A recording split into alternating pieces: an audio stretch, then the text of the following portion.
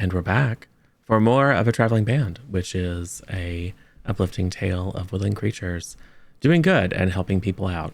Right, Mish? Yeah. Doing good is good for them alone and not too much anybody else. We are beloved by it throughout the woodland. What are you talking about?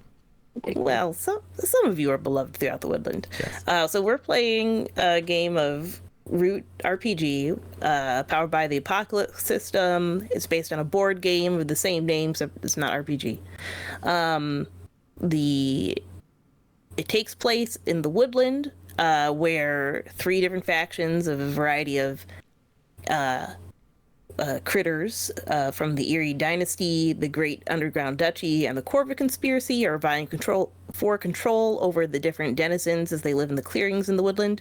Our band here is a bunch of vagabonds who travel around and are probably ignoring the power struggle, though I will say that this time they blew up a tunnel on their way out, or at least assisted with that. So go ahead, go around and introduce yourself, and maybe do a brief summary of what happened last time. Starting with Tough. Yep. All right, I am Tough. I am playing V. She is an adorable little otter who loves history and knowledge and all that good stuff. Sometimes she shares that knowledge, and sometimes that knowledge she shares is confidential information that belongs to the GUD, and sometimes that gets people arrested. Like her romantic interest. So we spent last session mostly trying to break her girlfriend, not girlfriend, out of jail, and then wound up doing it legally by confessing to a crime that she did commit, but getting away with it. So doing great, honestly, pretty happy. Then Fritz and Hector were doing some sussy stuff and then blew up a tunnel, but it's fine because now we're all on a boat. And Flan's there too, which is great. Happy about that. Go Sin. Hi, I'm Sin, or Sinful__ potato on the social medias and stuff like that. I play Fritz, who is just a super innocent little kitty. Yeah, they like fire and all things explosives. Last session, because of how much the GUD absolutely loves them, they had to not wander around in the town with their danger mask on. So they were just their little kitty self wandering around. They did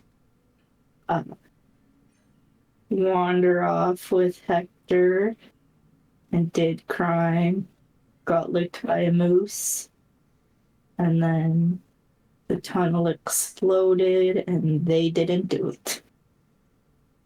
So yeah, their paws are clean, sort of, even though they don't have that drive, but they did crime. Hector. Hello, I'm Twi'lek, and I'm playing Hector. Hector is a heron.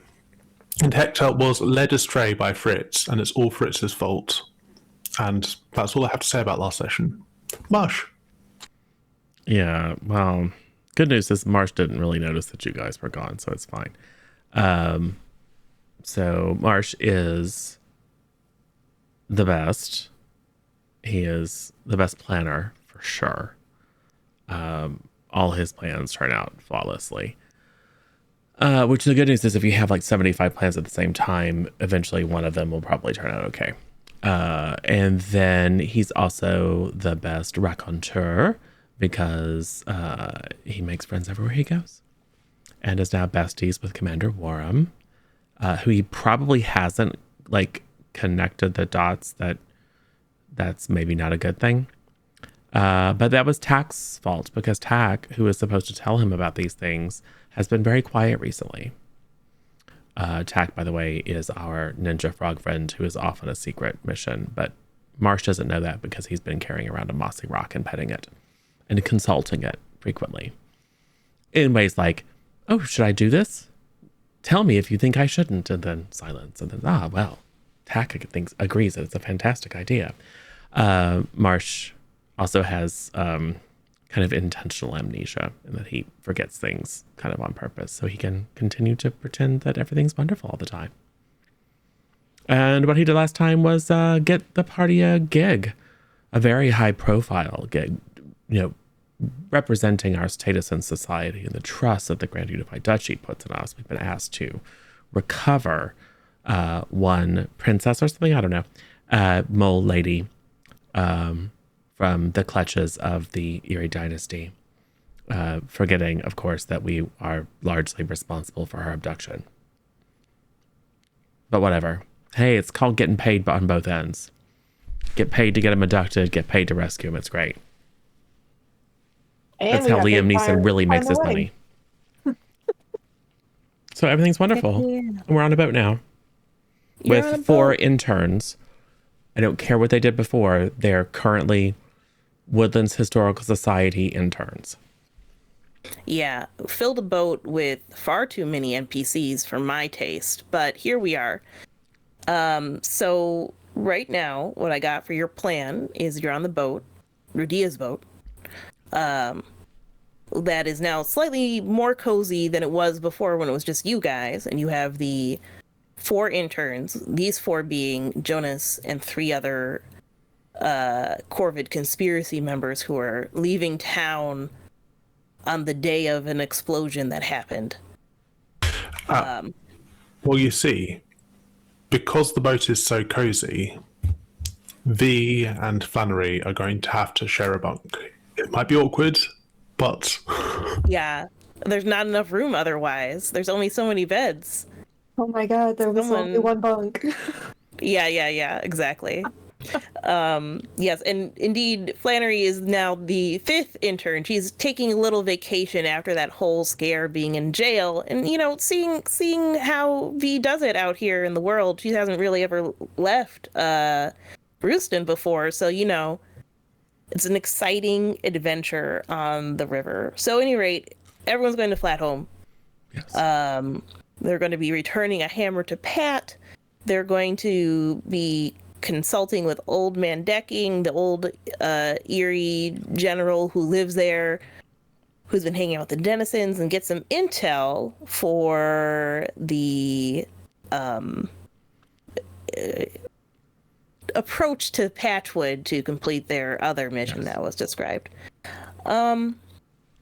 So while we're on the boat, let's first have you guys roll for some rumors while you're on the boat, which represents some stuff you might picked up while in Rooston, or while you're talking with Jonas and his crew for things that might have been changing around the woodland. So what you do for this is pick a faction that you'd like to learn more about, and you can roll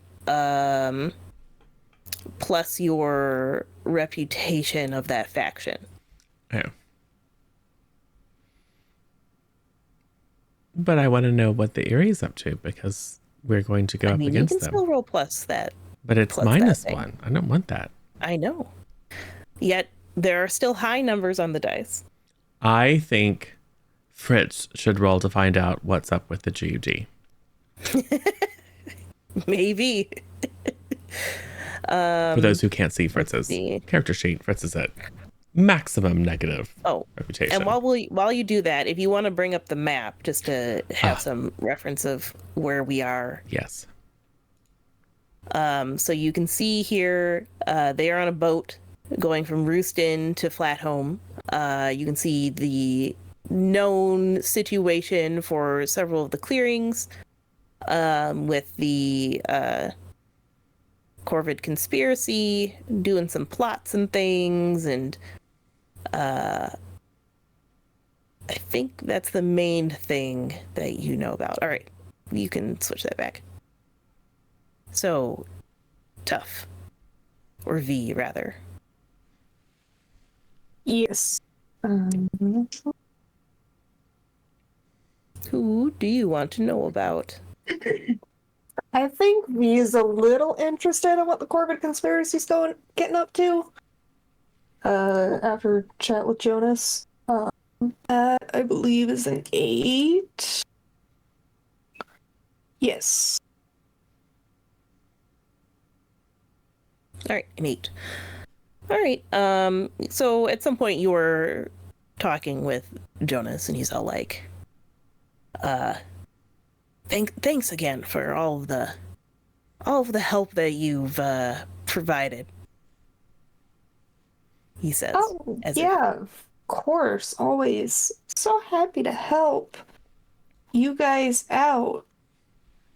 "Oh, yeah. All that mess up in Ice Trap too, and the confusion. We've really made some good gains among the citizens there. I think things are going nicely there." So, why blow up the tunnel? Well, I mean, obviously they can have reinforcements if they have the tunnel. If we remove that, it's much easier to cut off the duchy from their supply lines and reinforcements. Much easier for, people to take control. I, mm, so Yeah, good talk. yeah. I'm out of ideas. My brain is shot. Been a long weekend. It's all right. No, he wanders away. You've gotten some information of what the Corvid has been up to. All right. In game's turn, this translates to they have succeeded at a plot in Ice Trap. Yeah. Oops. Well, I mean, it was a little chaotic. They're a very stable group of people.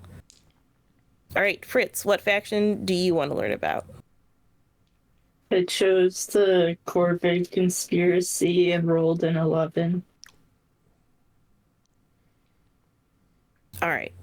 So it's still Jonas the whole time because I'm not giving the other ones any names unless you redeem NPC me. I mean, this is obviously during the travels at this point. So at some point he sits down and is all like, Fritz, thanks again. You did a great job. Where'd you find those anyway? It was a lot of explosives. Yeah, I know a guy. You'll have to hook me up sometime. Or are you the guy that I know? Sure. Right. Yeah, no, it'd be pretty handy. We got quite a few operations going on. Had some problems out in Oakenhold, not gonna lie, but we're expanding out. Tonnery, that's always a place of interest for our group. And over out in Patchwood. Keep our eyes on all the big players around here. Patchwood is a good place. Yeah, did you hear about this potato explosion that happened there? Oh yeah, I heard it from a friend.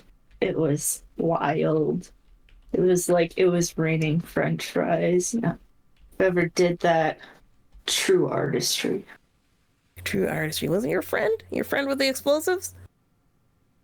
Yeah, it was them. Oh, nice. Yeah, Love to work with them sometime. definitely. Anyway, good talk. Cool. He wanders away. All right. Hector. I would like to know about the Erie dynasty, and I have an 8. Okay. We can say this probably happened back in Rooston, where you're overhearing some conversation at the bar. Caddy booze, yeah. Yes, Caddy Booze. What did you get? An 8?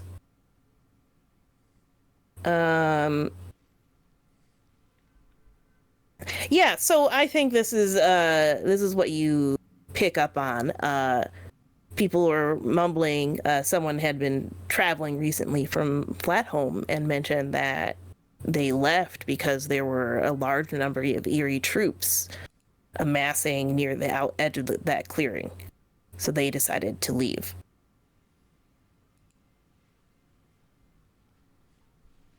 All right. All right. And Mersh. Well, I did stand in line For a with very long with a time. bunch of mole Twice. people and spend some time in the regional bureaucratic paperwork office or whatever. So I might have picked up on some rumors about the GUD. So we'll see what happens. Exactly 7. Okay. You heard some brief discussion about the allotment of resources needed for the overall war effort and how the council's attitude has shifted slightly. One of the ministers turned away from the minister, voted against the continued war effort, but 2 ended up joining the general effort for conquering the woodland and, harvesting its resources, etc. Probably due to their recent success in Fire Hollow. So we have to go All blow right. that up. Okay, got it. There are many places you could go blow up. Well, if we blow up all the and- places, then there won't be any resources for them to abscond with, and then it will seem less likely that they want to be here on the surface. It is a strategy. It's called the Scorched Earth strategy, and it's one that I think Fritz will like. Yeah. And it won't have any repercussions for the denizens who live here. No, they'll still love us. With all the resources they'll still have when you blow them up. So now you can make the roll for traveling, which is traveling by just me clicking on all the wrong references. Traveling along the path, even though it's not technically a path, but you're on a boat on the lake, so it's effectively that. So you can pick who rolls and at what speed you're going, which is slow and relaxed, average, or urgently.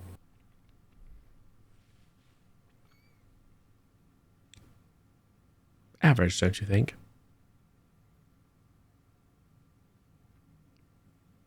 Right, who's going to roll? Not me. I don't want to be responsible. I'll do it.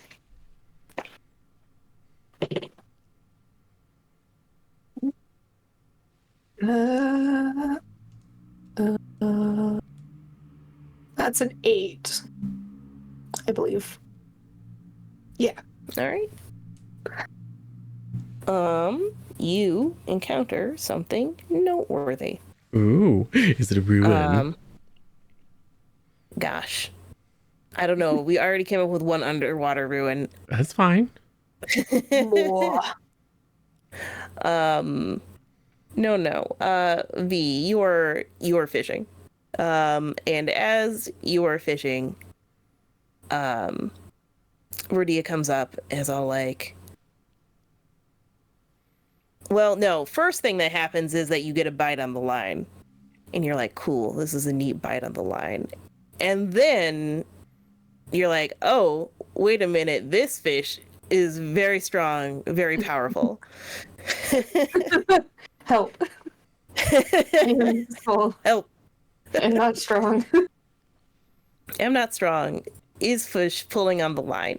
So it is stronger than it would be than you would expect. So, the line does the whole thing where it like zzz out and, the line is bending vigorously and Radia notices and is like, whoa, what you got there? And she goes over to help. I don't know, help me. Help. I'm a good All swimmer, right. but I don't want to go in the water. So go ahead and roll Trust Fate. Oh boy. Actually, that's not bad. Is that plus luck? Yes, plus luck. Cool, that's a 10. Cool. So we end up with a scene, I assume, of like basically everybody on the ship going over and, you know, pulling on the line, and Rita is offering advice, and you're like, no, not like that, this way, and let me get a net. And by the time it takes like 20-30 minutes, but eventually you pull on to the deck of the ship just an enormous sturgeon, just huge, Ew. almost as big as any of you. So it's kind of flooping along on the deck there, and she's like, "Oh my gosh, look at this!" says Radia, and points at like a dramatic, like one of the eyes is clouded over and has like a dramatic scar on it, and she's like, "This is the legendary fish of the lake." I mean, from Flathome they talk about it at least. It's the old sturgeon. And everyone's like, "Yeah, the old sturgeon." She's like, "Yeah, you've heard this story, right, Marsh?" No, I don't pay attention to stories about fish usually. Well, it's a really good story, and she proceeds to tell an okay story about a fish because we don't actually know anything, but it is indeed a notable fish of legend. He's like, "Oh, it says this. It's good luck to send him back, or we could just keep it, let everyone know that we caught it." And Flan's all like, "Could you decide soon? It's really wriggling." Marsh, can I borrow tack for a minute? Sure. Oh, okay. Whack it. Thanks. You did so well, Tack.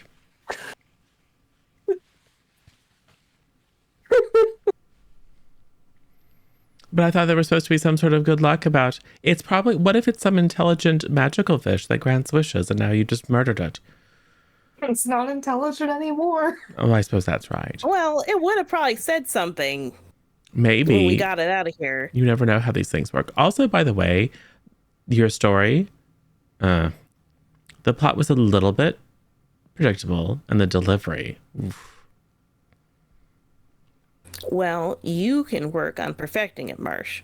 I very much will. I'll write a ballad of the, I don't know, the conquering of the fish monster or something. I don't know. I'll work on it.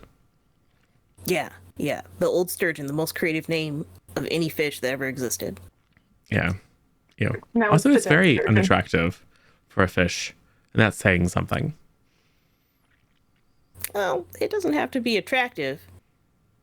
It just needs to be tasty. But in a story, it's important that its scales were flashing with might and vigor. And this is just all sort of dull and gross. And gray, yeah. Yeah, right. It's kind of just Yeah. gray. But that's okay. This is a good catch. Good job, V. Ooh. And everybody, the interns high five. We should make a bunch of caviar. It's quite expensive, and it comes from sturgeons. Like, eggs? Do they need to be alive? I don't know. And they need to be on crackers or toast points with a little sour cream. I see. All right. Any other things? Oh, go ahead. Since we're no longer in Rooston, can Fritz wear their danger mask again? Yeah. Okay. You probably get some side eye from some of the interns, but they're like, whatever.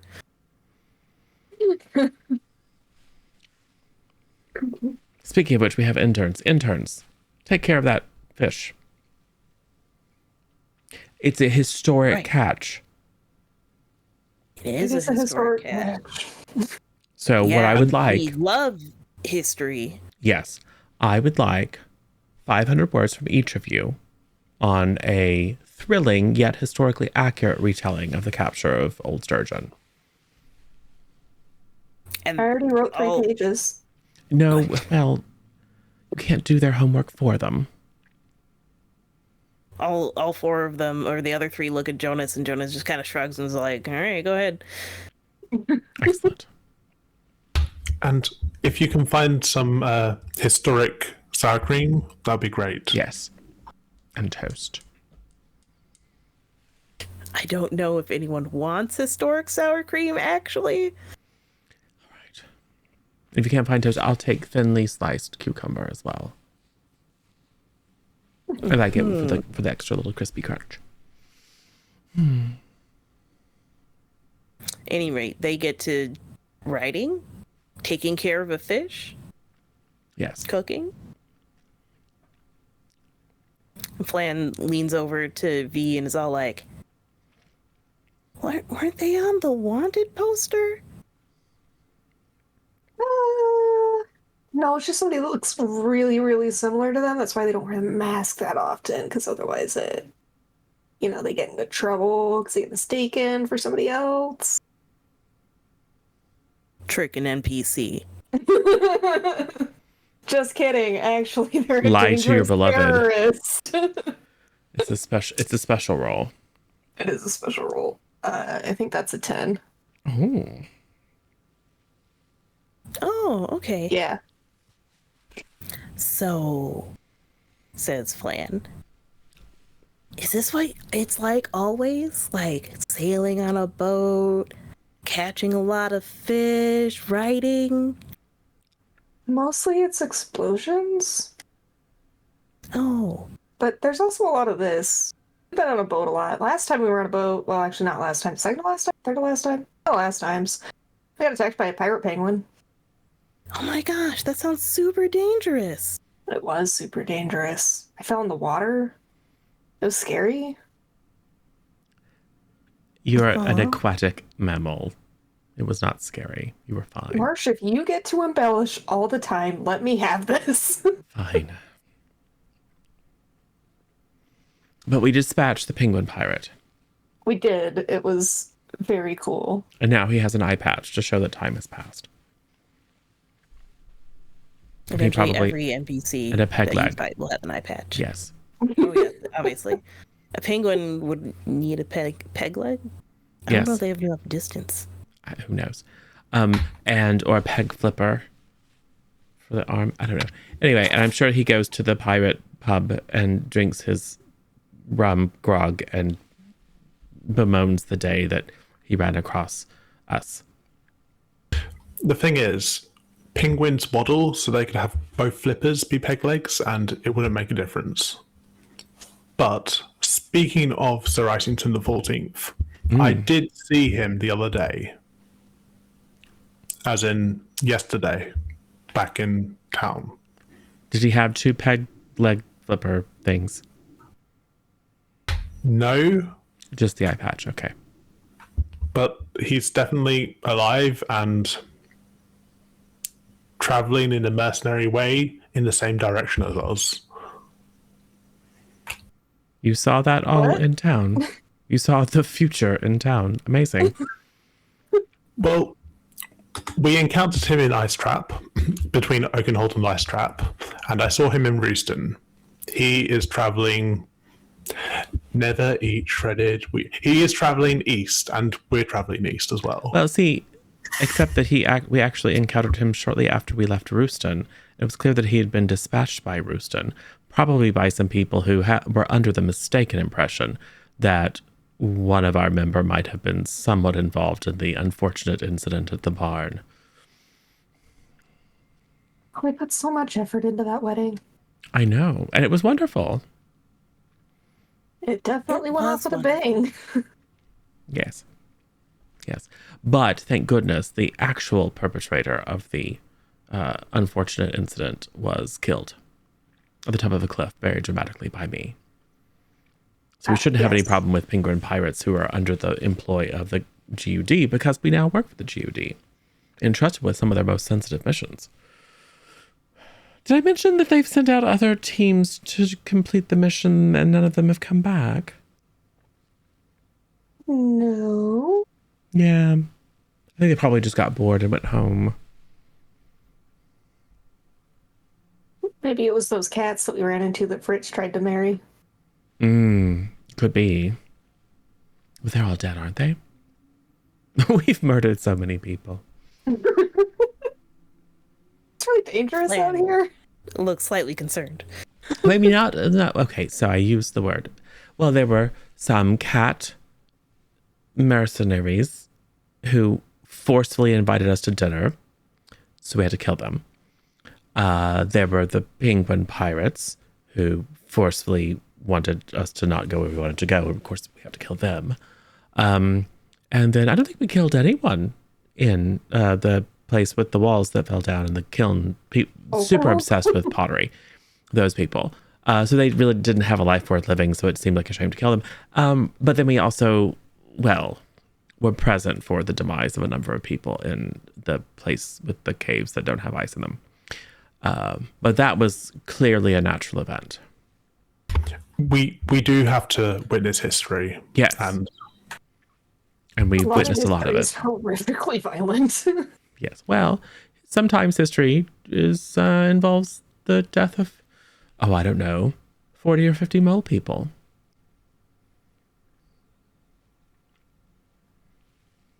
Yeah.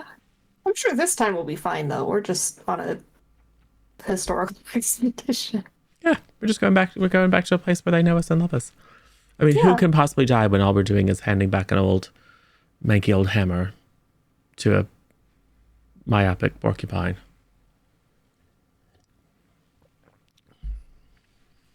We did kill a fish, though. A historic fish. So, Hopefully it tastes good. It does when you have dinner. Radia cooks it up real nice. There are no cucumbers or toast Capers. or capers. Missed opportunity. But it is quite tasty. Rodia, what would you think about building a really big outrigger on the side of the boat? It could be like a little bit like a moving dam that we take with us wherever we go. So, I'm going to tell you some things about how boats work. And she explains all the reasons why it would completely mess up the flow of this ferry craft entirely and likely cause it to sink.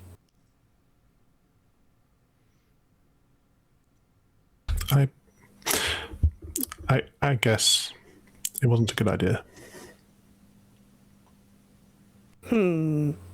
Yeah. She has been ignoring you as best you can on a very crowded boat this whole time.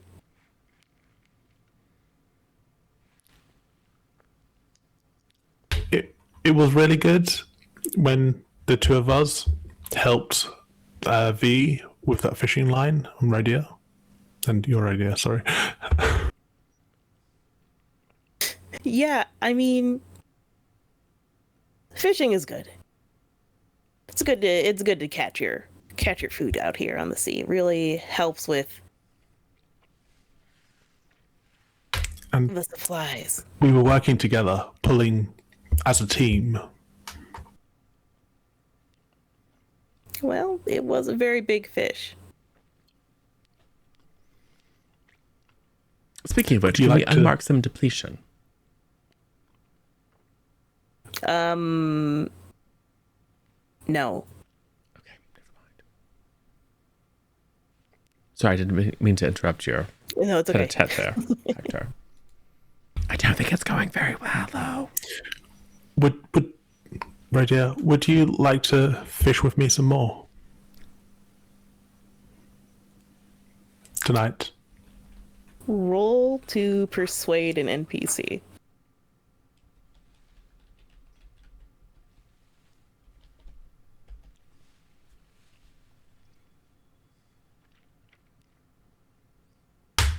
9.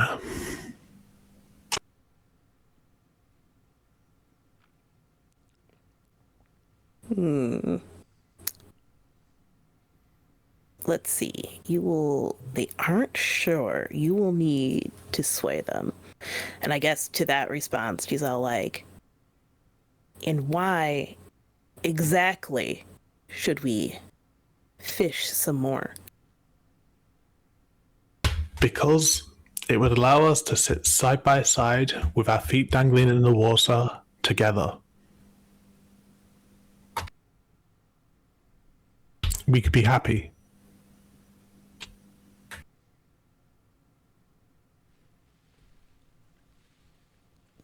Maybe you could be happy.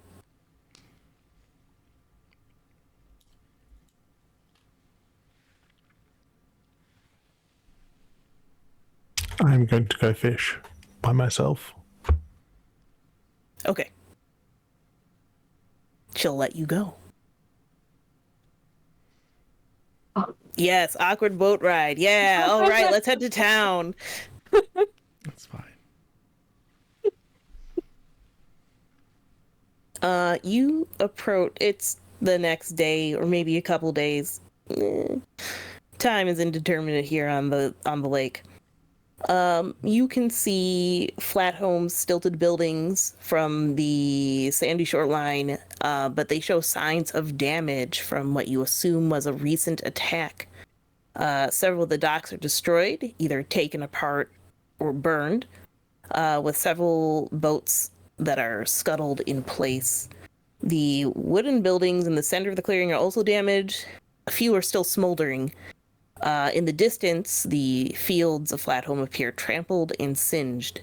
The denizens that you can see move about with quiet intensity. There's no visible activity for repairing any of the damaged buildings. I didn't do it. Somebody's had an eye on Fritz the whole time, right? There was no... Look, the woodlands are really going downhill. It seems like everywhere we go, everything's in poor repair. Usually it's when we leave it's in bad repair. I mean, that's also a fair statement. But we haven't been here in a while. We definitely didn't blow it up last time. Yeah. We just make clearings a little clearer. Sure. I guess that's one way of putting it. Well, hopefully our friend Pat is okay. Yeah, it looks like he's going to need his hammer. Yes. Maybe that's why I haven't repaired things yet. Maybe Pat is anxiously pacing around his hovel, worried about how he can possibly help to repair the city. If only he had his historic hammer, and then we'll show up with the hammer and be the saviors of this town too. Again, because we kind of said it last time. Yeah, Rudia does a low whistle from between her teeth and is just like, well, this doesn't look good. Should we stop here, or... Well, of course. Stop and render aid and assistance. assistance. And I mean, this is history. You got to find out what happened. That's the whole point of this expedition.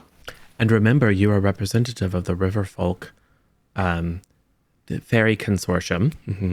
And when you show up and help out and bring us to show up and help out, that builds the brand, and then it builds consumer preference for your services versus the competition. Well, there's not that much competition.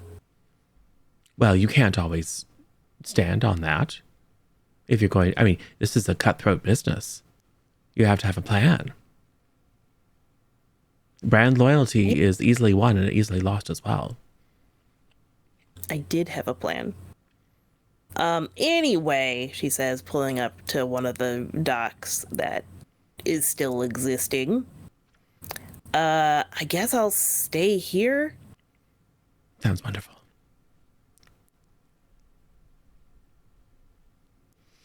Maybe I could stay here too.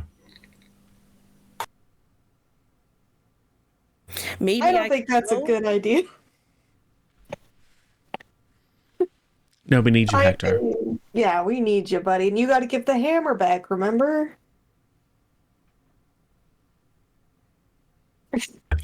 I certainly remember borrowing the hammer.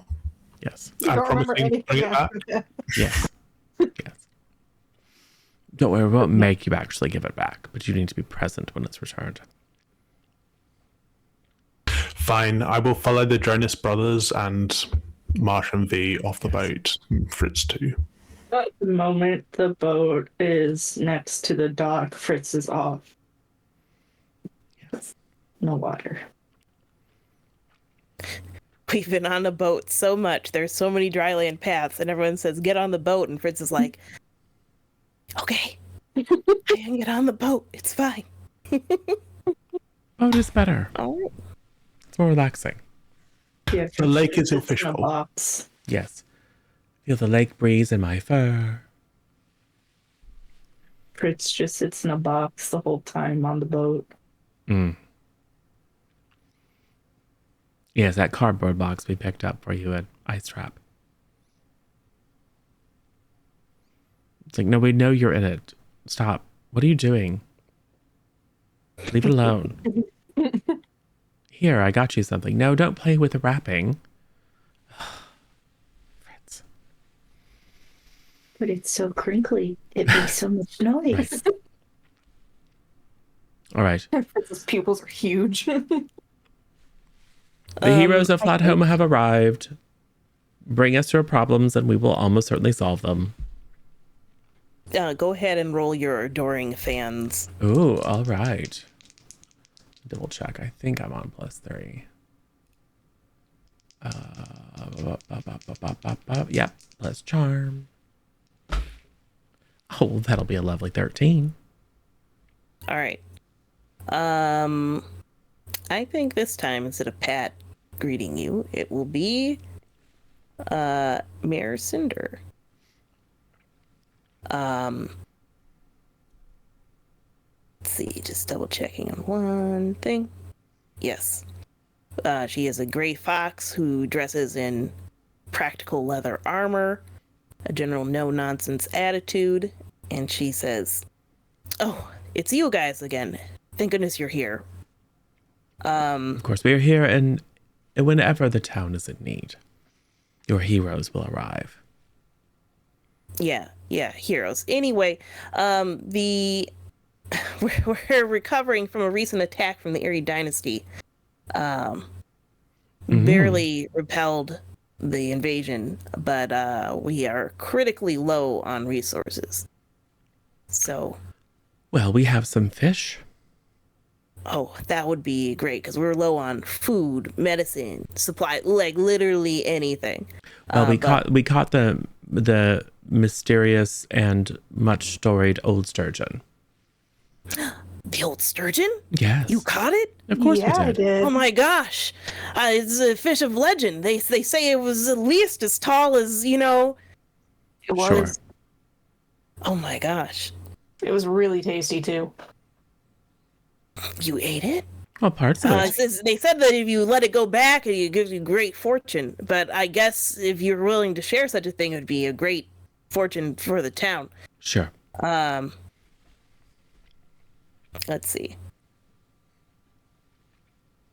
Well, that would be excellent. I mean, we have very little to trade except for our gratitude of the situation. But if you could be able to provide us anything or see if anybody else needs assistance in town, I would certainly be grateful myself.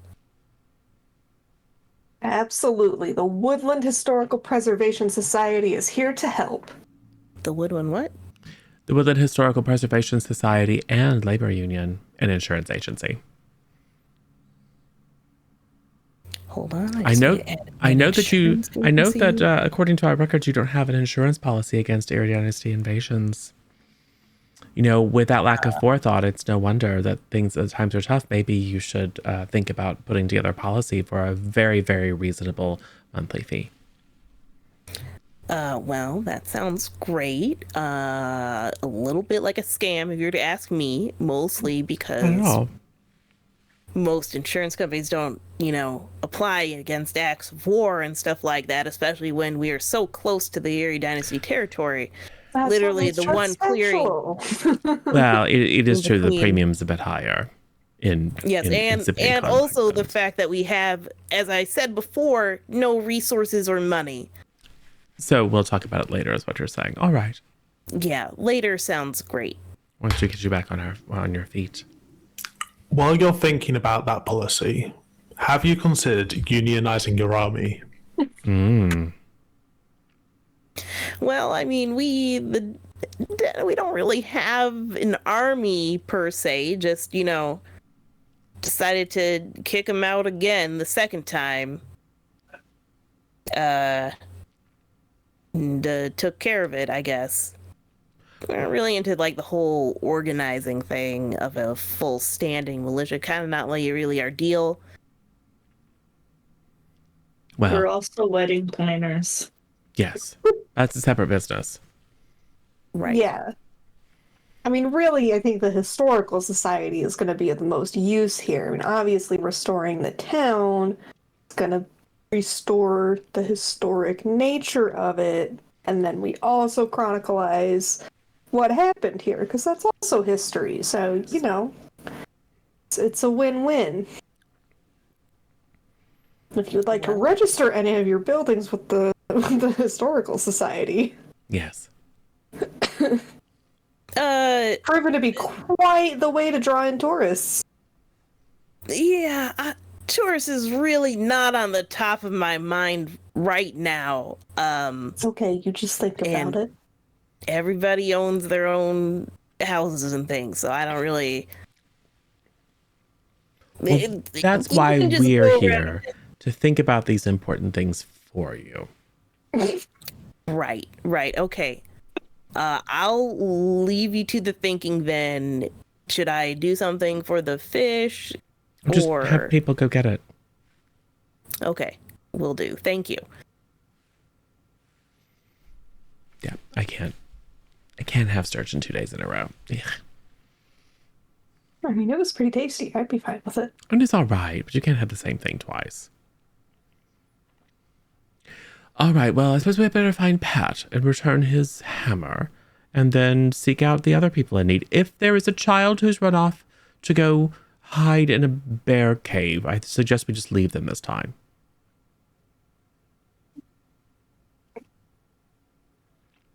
Are we really sure that we need to return the hammer to Pat? We are 100% certain that we need to do that. What happens to it after that is none of our business. Knock, knock, knock on Pat's door. Patrick? The door opens. You see Pat. He's a shipwright. He's a porcupine. He's quite friendly, loves giving hugs. Yes. I love this. I love this for him, actually. Glad this happened.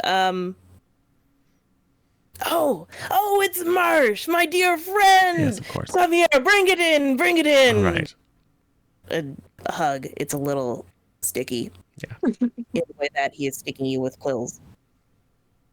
Oh, and all of your friends are here. So good to see you. V, Fritz, Hector. Where's the little frog? Right here. That's a rock. Well, Tag is very small and good at disguise, so you can be forgiven for not recognizing them immediately. Anyways, we brought your hammer back. Oh, my beloved heirloom hammer. Oh, I'm so glad that it's being returned. I missed it so. And with all of the recent strife, it's good to have something familiar to remind you of better times. Yes. On a completely unrelated note, how much would it take to make a boat? What do you mean? Well, a boat. A ferry boat. A boat? Yeah. Ferry boat? Yeah. Well, let's see. If you're just looking at like one for how many people would it need to Well, sit? the 5 of us plus 4 or 5 interns. Gosh, one of that size? Let's see. Just do some quick paper mat here, if you're looking at that, and then each person, then, and it needs to sail or just, I don't know. okay, these. So you're looking for bare bones, it'd be about 24 value or so. If you want to add things like a little house thing or a roof, it's probably another like 10 to 20 value depending on the features that you're going to add in. Yeah, so 30 to 40 value or so. Well, we should have a conversation about potential business partnership, because I have just learned that the current ferry business is effectively a monopoly who are completely unconcerned about consumer preference and goodwill. I brought up all sorts of branding schemes like, well, we're kind of the only game in town. So it might be a very profitable business. We should talk about it. You could talk about it, but I'm just sort of a person who builds ships. I don't actually go and use ships. It's not really my deal. Yeah. It's dangerous to move between clearings, Is it? Yeah, it is. Well, in our experience, we find ancient ruins and we catch the old sturgeon and eat him. So it's fine. Oh, you caught the old sturgeon? Mm-hmm. I suspect wow. the rest of him will be cooked up for a celebratory feast tonight, celebrating our arrival back in town to save you all again. Yeah. See, I've always thought that it would make sense to eat the old sturgeon because it's supposed to be like, really tall and stuff. Like, that's going to be a lot of food for a lot of people. Why wouldn't you? I know, right? If you caught it. Like, if you just let it go, didn't you just make up the story? Why? My cousin told me that he caught the old sturgeon, but did he though, really? He was by himself on the boat, and he didn't have any, like, proof. He didn't even take a scale out, or, it's fine. Well, Sounds it's a little good to fishy know. to me. Exactly. Look, we've reached pun That's territory, what so I'm going to have to cut this short. We've been asked by the mayor to help out with the town. First of all, is our dear friend Dead King still all right around meddling as he does? Oh, no, Decking's not doing too great after the attack. He led our folks against the Erie Dynasty attack, and unfortunately, he was severely wounded in the attack.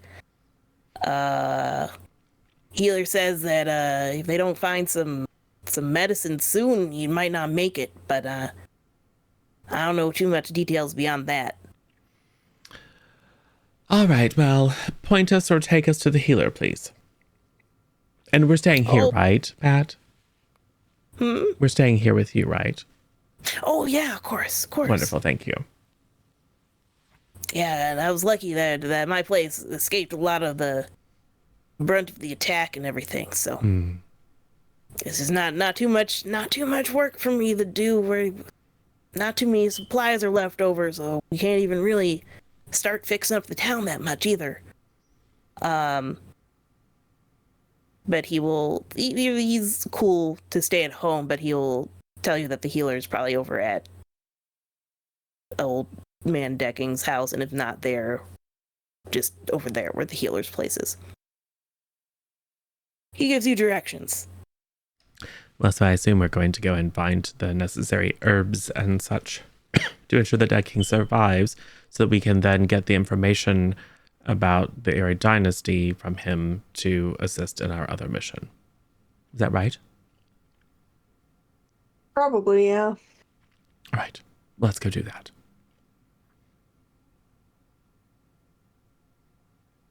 All right, are you talking about the healer first, or?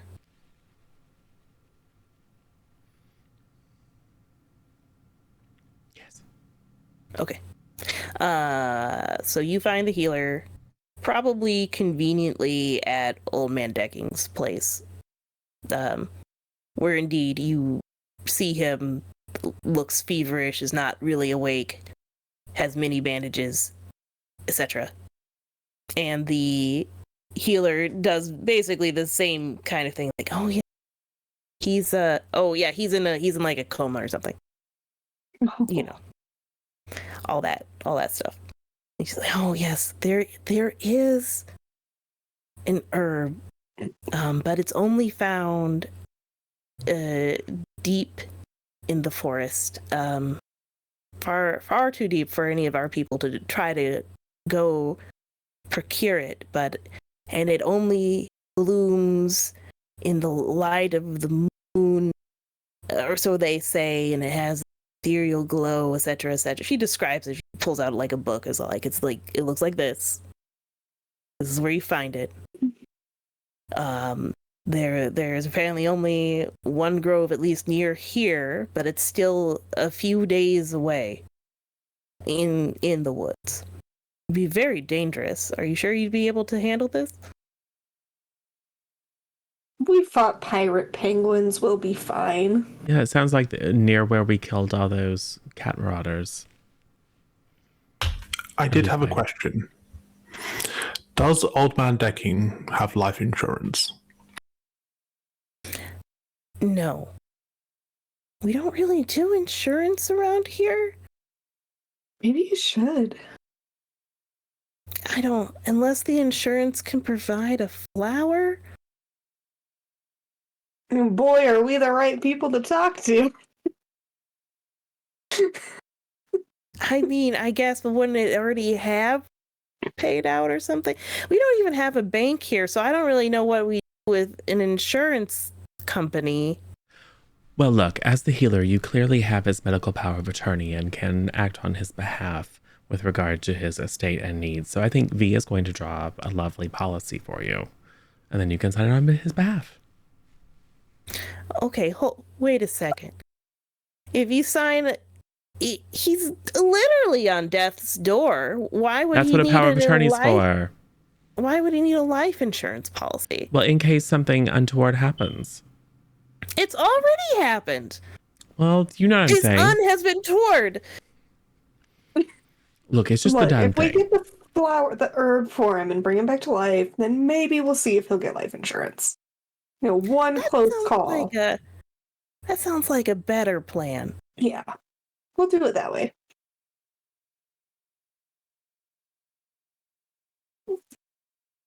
Okay. Great. Let's go find herbs. Time to find the herbs. Let me see. Yeah, so the direction she indicated it was in is kind of in the foothills of the mountains that are to the northeast of Flathome. Towards Patchwood, but a little more north of there, which is probably fine. Towards the legend. The legend of what? The bit that says the woodland and then faction key. Yes. Yeah, that part of the woodland. Someday you'll even see those words upon the ground when you walk. There's this weird white mist. It goes everywhere.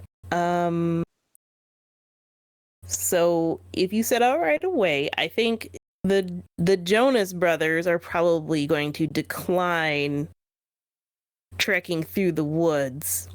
That's fine. They can stay and collect witness accounts of the event. All right. And wood to help rebuild things. Yes. Yeah. Also, V, I just had an idea. What? If we can't get the mystical, magical glowing herb in time, and our friend Decking dies, we'll just summon a spirit. Yeah, I guess we could. He's not going to sign a life insurance policy when he's a ghost. It's true. I'm not saying I'm not motivated to stop him from dying. I'm just saying, worst comes to worst, we can always get the information from his ghost. Yeah, I'm not entirely sure how much information he actually has. Who knows? Are there policies that can be sold to ghosts? Yes. Death insurance. Yes, there are now. Afterlife insurance. I'm gonna buy a Subaru.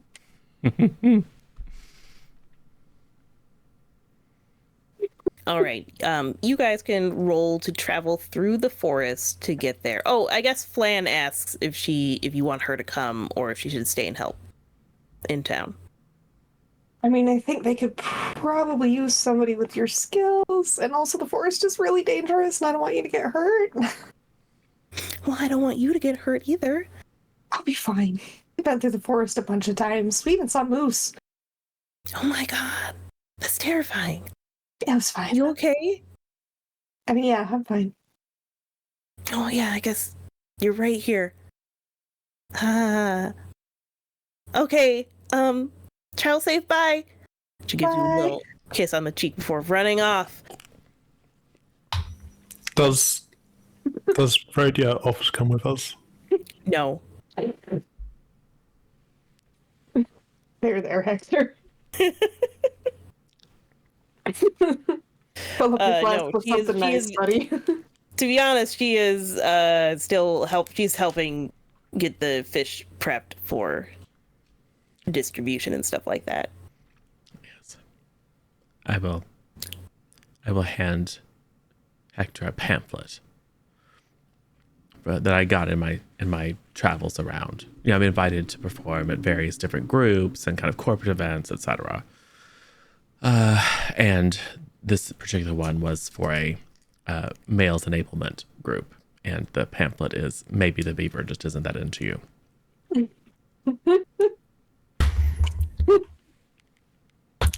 Plead with a PC. Yeah. What are you pleading with him for?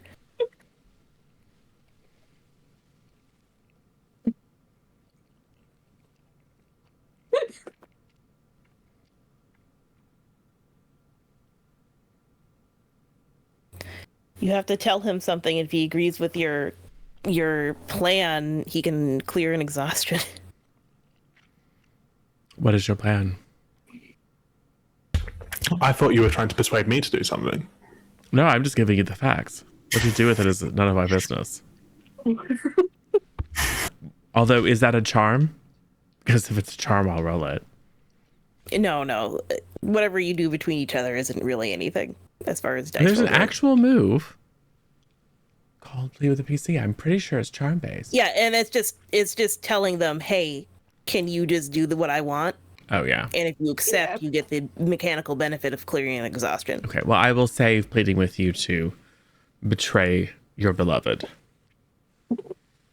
and Never. sink her budding career as a fairy woman in favor of our own fairy business. We have so many businesses. This is outrageous. We are entrepreneurs and we can't stand the competition. We're gonna monopolize every single industry in the woodlands. Yes. Monopolies are bad unless they're our monopoly. Yeah, naturally. Great. Power struggles between all of the factions do not matter. In the end, capitalism wins. Yes. Look, To be honest, that's kind of what the river folk are about. there are 5 different members of this gang, this traveling band.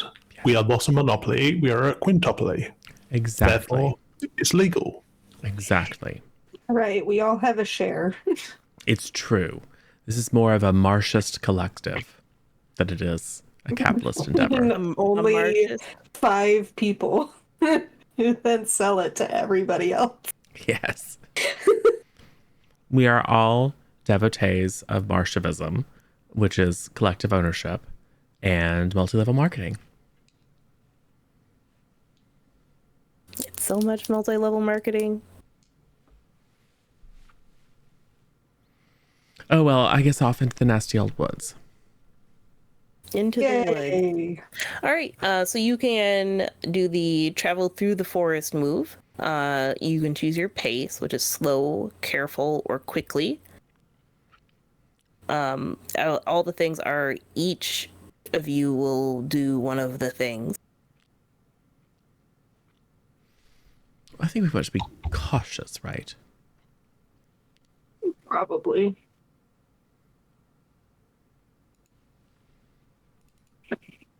That seems reasonable. Last time I was in the woods, I saw a moose, and it was pretty scary, cautious. I mean, it didn't lick me, but it was a close run thing. It didn't lick you? It's an odd thing to add. Look, moose saliva is very, icky. Like everything about a moose. So this is when you were off on your own. You saw was it the same baby moose and mama moose that we met, that I fed apples to in the clearing? You can tell moose apart. Well, I don't know. I wasn't there. I didn't see them. It was probably, I'm going to assume it was the same. See, even the wild creatures of the woodland come seeking our assistance. They probably wanted more apples.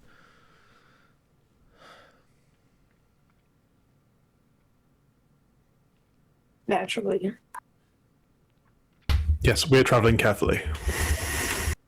All right. So go ahead and give me the roll. So it's roll +1.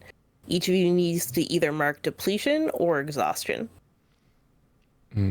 One depletion or one exhaustion. We've had several days of rest, though, on the boat, haven't we? Yes, you have. Yes, So I think the last travel we should have cleared 2 exhaustion. Yeah. For the travel along the path Yes. one. Yes. So And if you have more than that, don't worry, because I would have been singing. And that would enable you to. So none of us should have any exhaustion. Yeah. Including you, Hector. So I will mark exhaustion. Because I find I will also. the wild tiresome.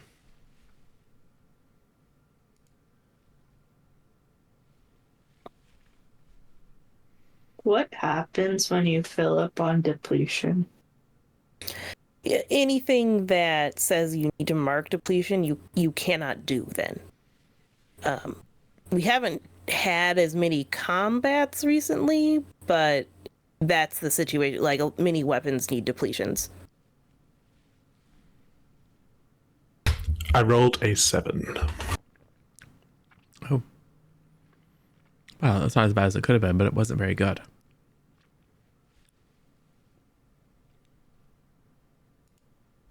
All right. So on a 7 to 9, something from the force is following you. Can mark exhaustion or let it catch up. It's those moose. We shouldn't have talked about them. Do we wish to let it catch us, or do we wish to scurry away? If the moose can run from one clearing to another in the same time as a boat trip, then I'm not sure I want to let it catch us. I think we should run. They'll also kick your eye out. They're horrible creatures. All right. Sounds like we're all for scurrying. All right. All right, we'll scurry. I think only one of you needs to mark exhaustion. Maybe? Suspicious. I'll get back to you Well, on if it's that. one of us, it should be Hector for that terrible roll. Quite.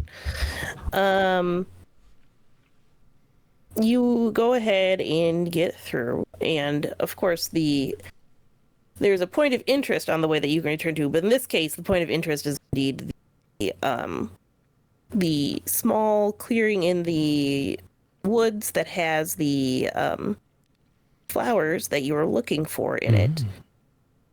It is indeed like a small... You find it in like a small cave, actually, in the foothills of the mountain. You arrive in the evening, as you were instructed. They're easier to spot because they glow in the moonlight more. You weren't too sure. She didn't describe it exactly as a cave. It's sort of the general location, but this is like it's a rather shallow cave and had like a hole at the top, So you could look down, a light streams through, and then inside there's the little glow, and you go in and look, and oh, here are the flowers glowing in the light where they and you can look up and see the sky. You know, it looks like here's the quest item is right here, says the light of the moon. But now you must gather these flowers in a particular fashion as to not cause them damage and have them lose their healing properties, as they're not potent for an extremely long time. So first of all, we prep the flowers by asking them if they have insurance. Yes. Yeah. They do not respond. Dang it. Oh, No. everyone marks exhaustion Okay. to lose it. Yeah, they're playing hardball.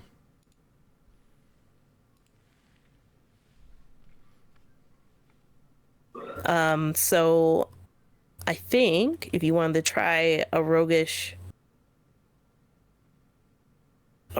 feat, I think there's one for something similar to sleight of hand. Picking pockets? Pickpocket? Yeah. Well, I mean, there is sleight of hand. But Which is can we pick probably pockets more and disable accurate. devices instead? No. Oh, actually, well, this is tax. This is tax specialty. So we'll set tack down. Tack is very tired and doesn't want to help us. Oh, well. Cat can do this. I would take disable device, but it's probably actually sleight of hand. It's not pickpocket. Fine. Can I?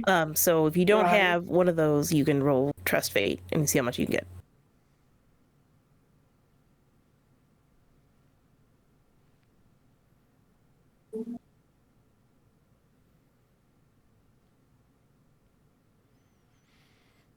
Got an 11. Ooh. Cool. And you can each try if you'd like. I mean, I can trust fate. See what happens. Yeah, I trusted fate, by the way.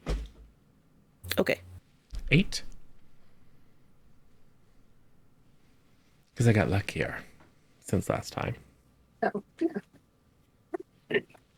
I got a 10. Okay. Hector? Oops, sorry.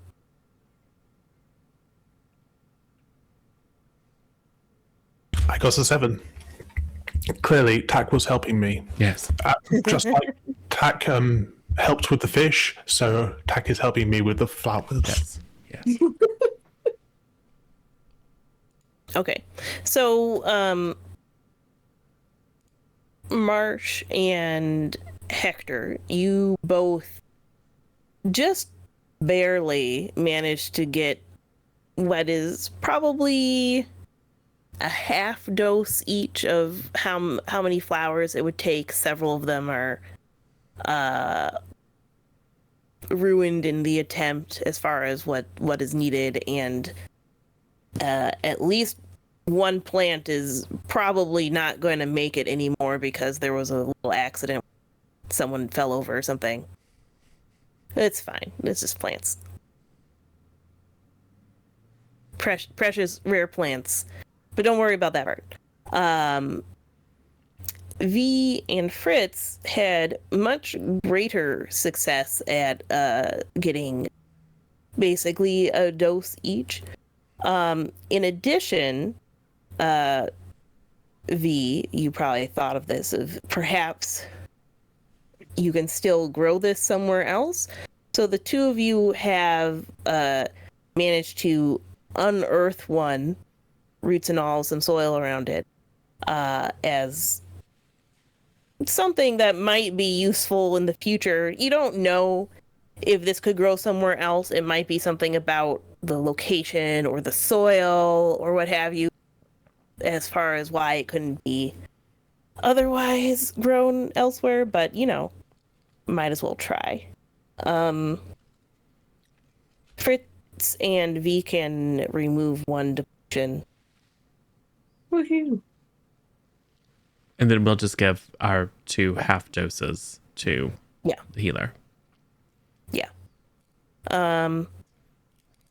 All right. Then you head back. This time I'm going to make you roll again for traveling woods. Before that happens, I have Yeah. the move Forager, which lets me clear to exhaustion as I'm moving. Obviously, I am plucking apples from the trees and hoping terribly that no moose sees me. Oh, you mean to depletion, not exhaustion. No. Either Or or. is it to... Oh, okay. I thought it was... Anyway, doesn't matter. Well, I will sing for us all so we can clear one or negate one should we take one. Exhaustion. All right. Go ahead and decide on your pace again. Probably careful again. Or should we hurry in case decking doesn't make it? True.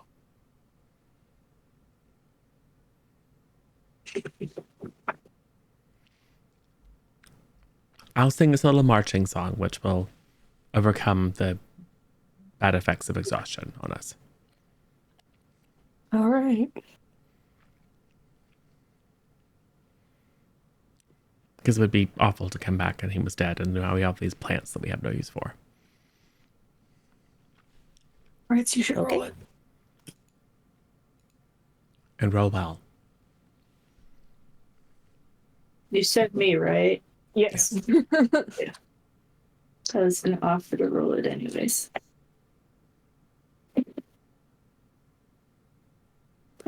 So that will be a. We're doing the quickly one, right? Yeah, so +2. Mm-hmm. That will be a 9. Would All you like to do... I think we might have a minor boon. If we have a minor boon, I'd like to use to bump it to a 10. We do, in fact, have a minor boon. I will use it now. No, Do we have a you? major bane and a minor bane. Oh, never Do mind. you have However, one? there is the help option. Yes. So I will help and add +1 to the roll. All right. And that will make it a 10 plus. Yes. Yes. All right. The quickly pace, you would mark a depletion and exhaustion for each person. Yes. But I'm singing, so yeah. we mark it and then take it away. Yeah. And then everything is largely safe. You are back in town. More or less everything looks as you left it. Obviously there's been some progress in some repairs in some places and stuff like that, but you know, still the vibe is generally the same. What do you do? Knock, knock, knock. This is at the healers? Yeah. Okay.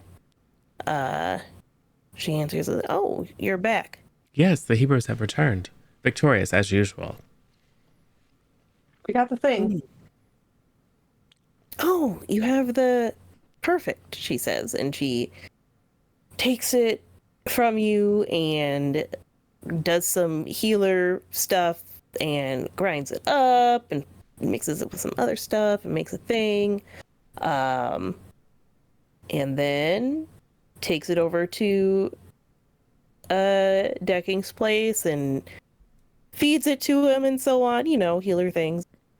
As you are sitting there, he seems to visibly recover a little bit, like seems like whatever fever he had is reducing and so on, though he is still asleep.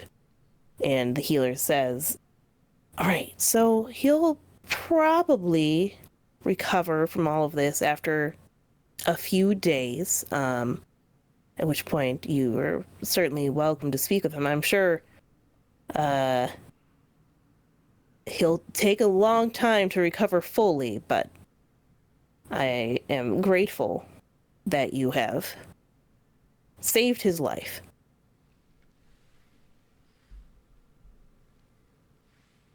You're very welcome, I'm sure. Also, we should do something about filling up our pockets because several of us are low on supplies. Yeah, just a little. We could go fishing. We're good at that. I am good at fishing. I did catch the old It's sturgeon. true. Yeah, that'll be a nice break. I'm gonna go fish. Yes. Sit with Flan. We should all go fishing so we can have supplies. I look at V and Flan sitting next to each other and turn away and go inland to be heartbroken.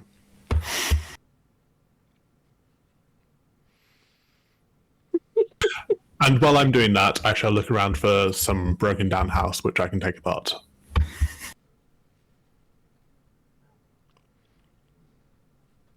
Okay. Everybody who's gathering things, go ahead and roll the luck one.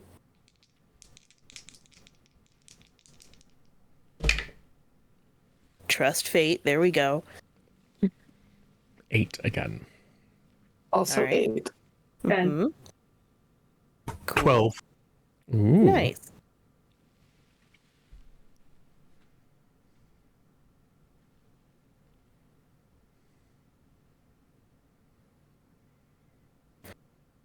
So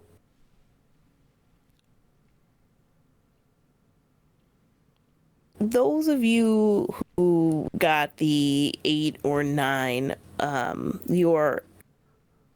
your efforts weren't quite enough to get resources that were enough to like really mark off a depletion for sure. It's just like that's where it's at as far like you catch some fish and things like that, but it's certainly not enough, not like a full value worth of a catch and so on. The Fritz, were you fishing? yeah, I got a 10. Yeah. So the you strike it pretty good there for your haul as far as fishing goes. You must have found the right spot at the right time. And you can remove a depletion for you have caught many fish.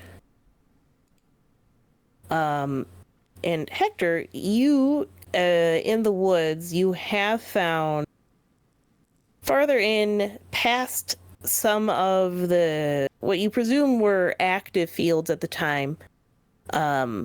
Many of them, I mean, the fields still have much sign of damage from the battle that went through. But beyond that, in an area that at one point in time been some sort of farm now is abandoned, you find an old building that I presume you were going to tear down for stuff. Dismantle, yes. Okay. I did have a question. Were these potato fields? No, the main product that they sell here, it's like wheat. Yeah, wheat fields, yeah. Good. I know that Fritz hasn't been here. And Yes, exactly. yes, I shall set about tearing apart this building with gusto and liberating us of supplies. All right. You know you that can- there's no accidentally left over landmines hidden about in this field because it's not the potato field. Everyone is so much safer.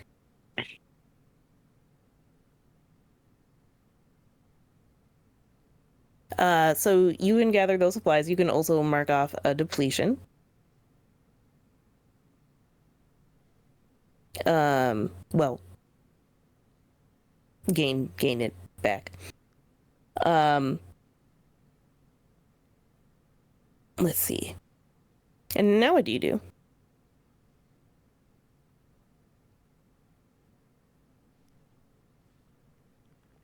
It's probably taken everyone the better part of a day.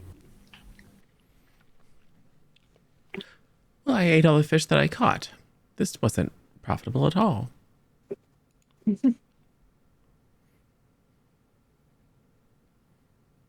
There's got to be a better way to... Like things we could loot.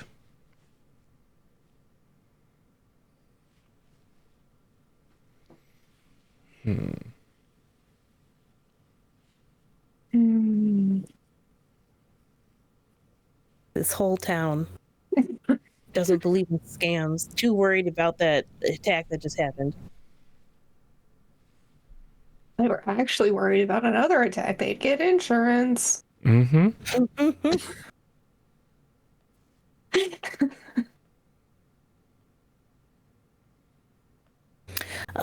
As you go through the town, there is a little bit of a hubbub. You look over and you see a middle-aged mouse woman who is covered in flour and is riling up a crowd with a passionate speech to the effect of something like, "This attack wouldn't have happened. We wouldn't have loss of life, of property, of our businesses. We wouldn't be in this dire situation if we had just let them take it over. We didn't need to fight the Eries again. They've made their point. Life wasn't so bad underneath them to begin with. Why did we do this disastrous repelling effort? You all know that old man Decking, bless his heart, was doing his best to protect us, but if he had just accepted, along with the rest of us, that the Eries were here to stay, he wouldn't be in such dire straits. I propose that we vote the mayor in no confidence. We haven't had our elections yet this year, but this kind of leadership isn't what we need in town." And the general hubbub is like, "Oh, yeah, you're right. It was disastrous. We didn't have to have this," kind of thing. Look, it seems like somebody else is trying to take the spotlight, and Marsh doesn't like that at all. So Marsh will kindly ask her to relinquish the soapbox. And then we'll launch into a tale of heroism of the woodlands, woodlands denizens standing on their own and deciding their own future. And certainly sometimes times seem rough, but then their heroes arrive to save them. Heroes like their mayor and heroes like Dead King, who was at one time their a representative of the greatest foe, but who they have now accepted in open arms and who lies at death's door, but recovering due to, again, the nameless heroes. And then something who caught the old sturgeon, which is a portent of future victory, etc., etc., etc. If not to win them over, then to at least distract them. The old sturgeon. Yes. Yes, you ate him for dinner last night. You're welcome. But to break her hold on them, and also insinuating that sometimes the forces of evil will bribe individuals among the denizens to betray their fellow creatures, and that we should all be on the lookout for plants and traitors and turncoats. I frit suspiciously. Yes.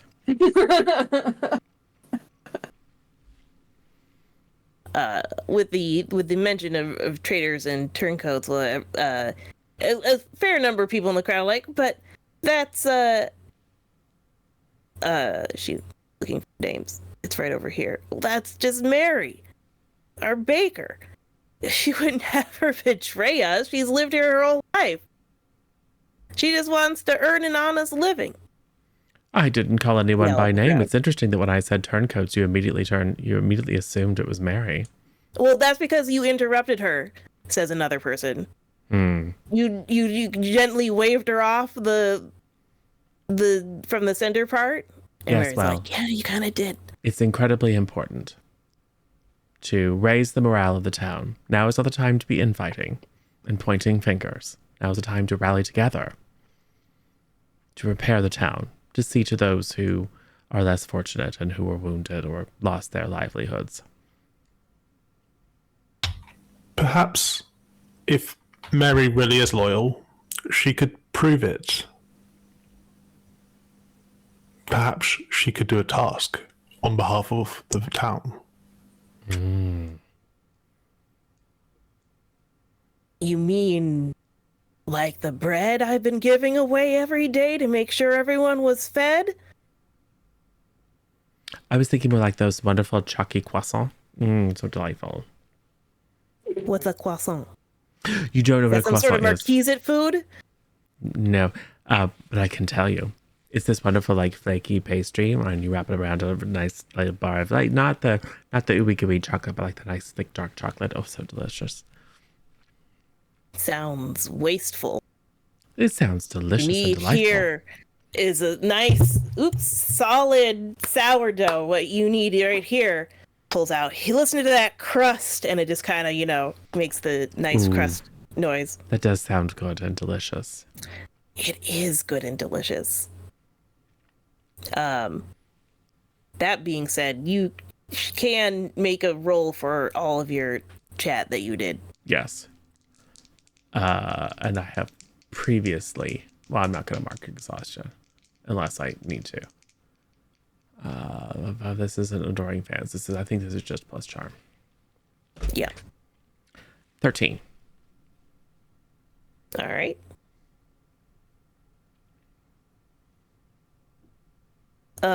In general, as you had been talking, crowd is generally like, yeah, no.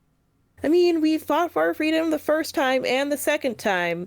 So, I mean, it shouldn't be that much different for this time around, is kind of the general vibe of the crowd as you finish the speech. Mary looks a little put out.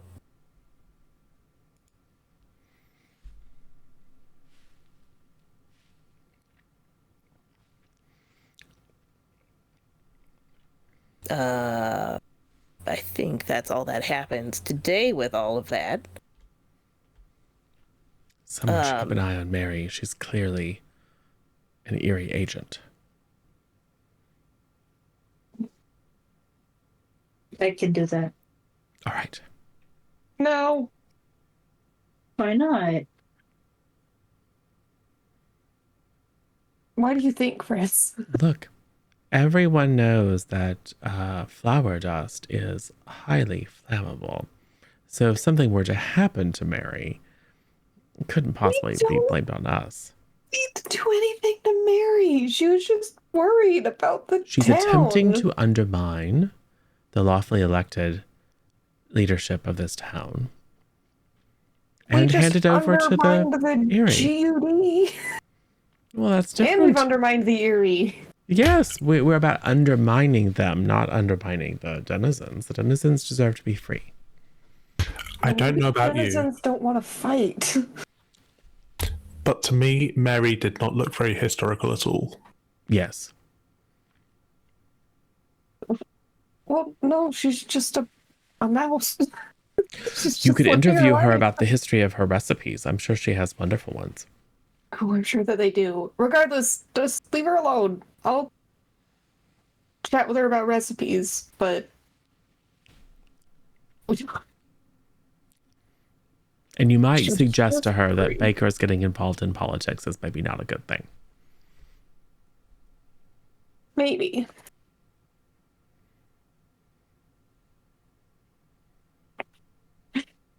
All right, cool. I'll go chat with Mary. All right.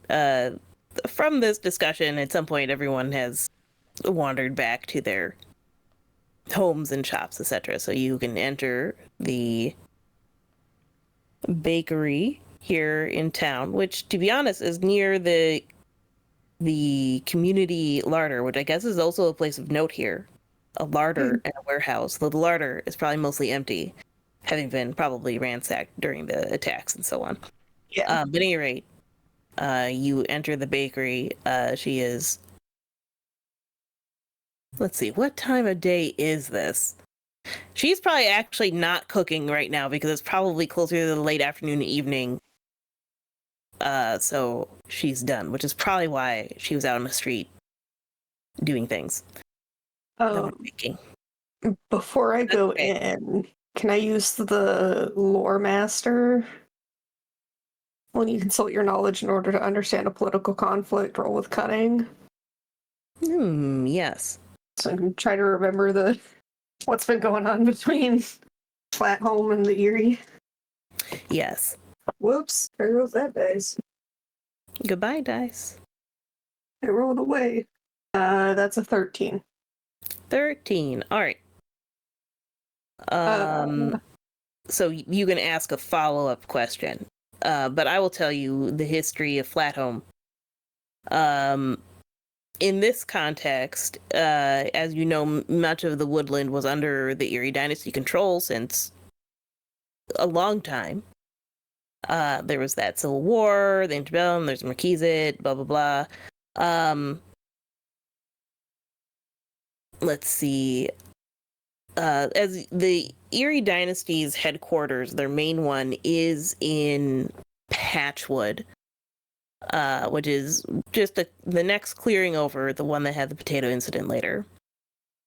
Because of this, Flathome was one of the last clearings to have the Erie Dynasty leave. In fact, the reason why the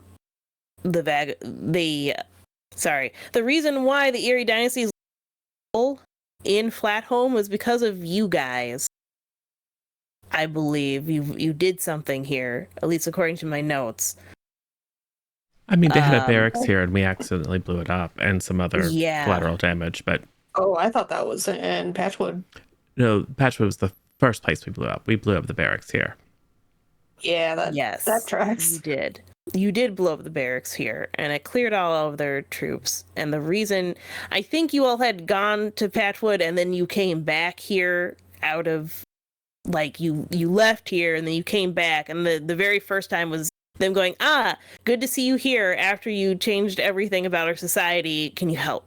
Yeah. Kind of thing. Yeah, that so you're like, oh yeah, we did do that. We did kind of remove the Aries, and they've just been kind of like, all right, we're grooving on our own, we're taking care of it. And apparently, very recently, the Eries have attacked here, as you gathered, and so very briefly held control until the GM rolled for the Denizens' actions, and these ones managed to fight back and take the control immediately in the same time passes cycle, which was hilarious to me specifically. Rip the Erie. Rip Erie, you made such good progress in your time passes rolls, but alas, no clearing for you. So the Erie, they have not recently had their own control. The Denizens, that is, have not recently had their own control. They're just trying to live their best life. It seems reasonable to you that some people would think, listen, I've lived under Erie control basically my whole life. Much of the war didn't happen here.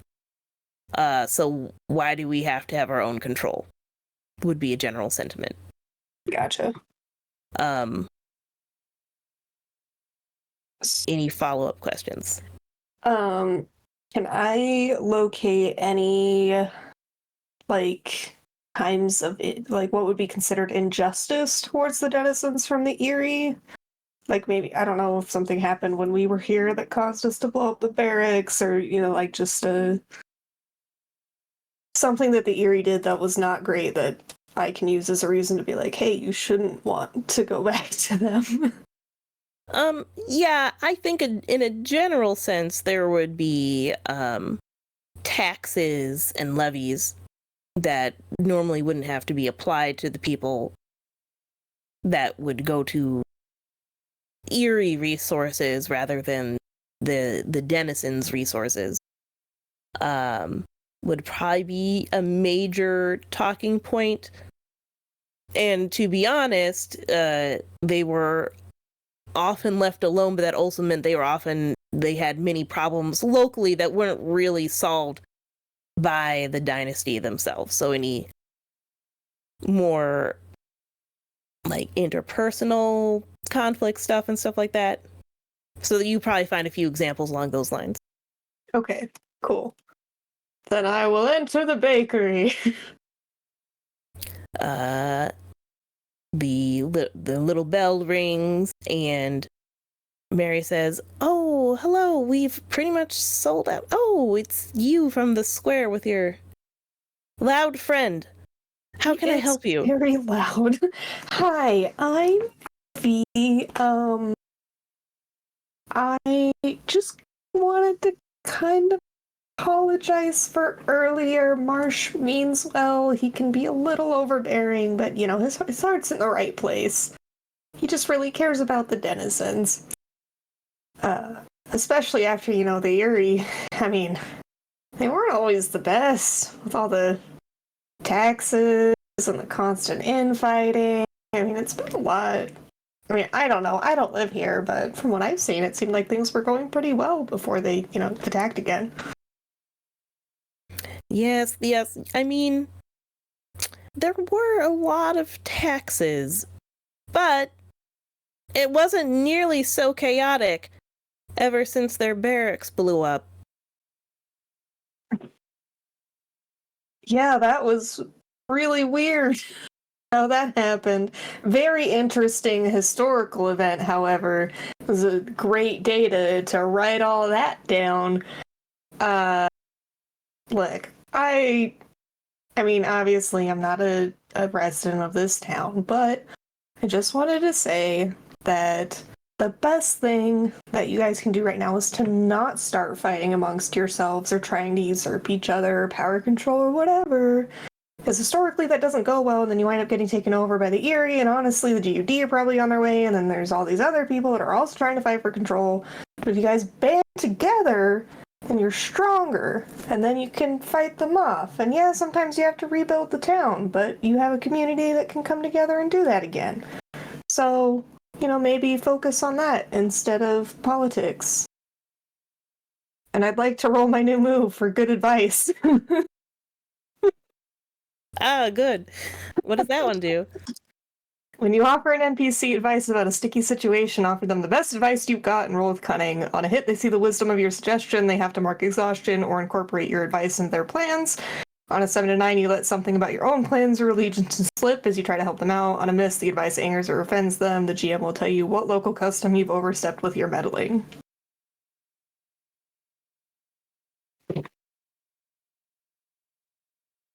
I got an 11.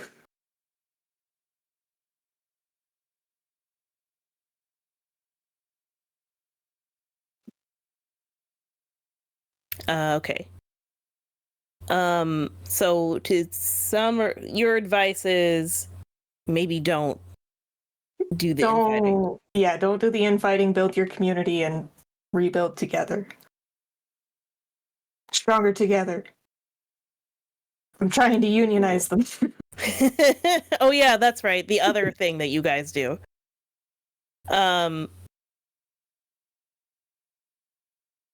She looks a little hesitant, but says, "Well, perhaps you're right. There's always something about working together as a community.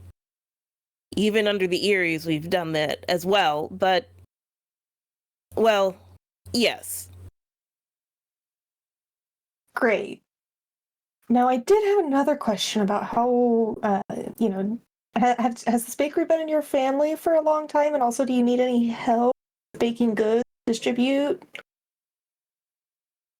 Well, it's been in my family for a while, I guess. So do you have some, old family recipes? Well, I mean, I have a few, but obviously that's proprietary bakery knowledge. Right, of course, of course. But we are the Woodland Historical Preservation Society, among other things. You are? But yes, I have paperwork. But beside the point, I would love to do a little piece about your bakery and, get that out there. Show the world that, it's possible to do things as denizens without governmental control. Okay, well, I mean, if it's for a legitimate historical society, I guess I can Oh, it's very legitimate. I have these things in triplicate. tell you something. Is that GUD stuff? Just cover up the stamp.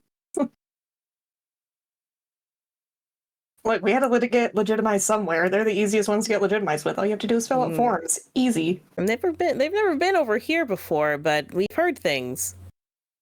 Yeah, that's fine. They're over that way.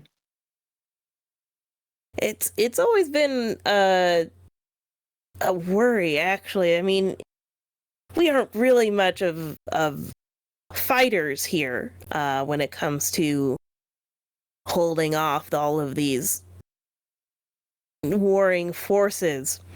And that was always something at least the Erie Dynasty had for us.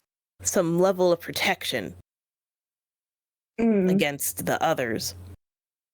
Well, I would suggest getting resources to collapse a tunnel. And that should help a lot. What? Wait, how do you collapse a tunnel exactly? Remember how somebody blew up the barracks? Works on tunnels too. Not speaking from personal experience, just read about it in a book. Yes, of course you're not. So she's going to, I guess, talk you through some of, like, oh, it's been my family this long, generations, blah, blah, blah. You can roll to figure someone out. Cool.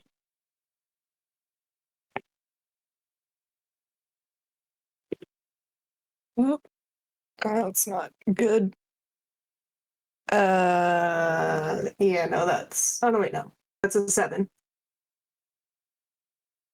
All right, you can hold one.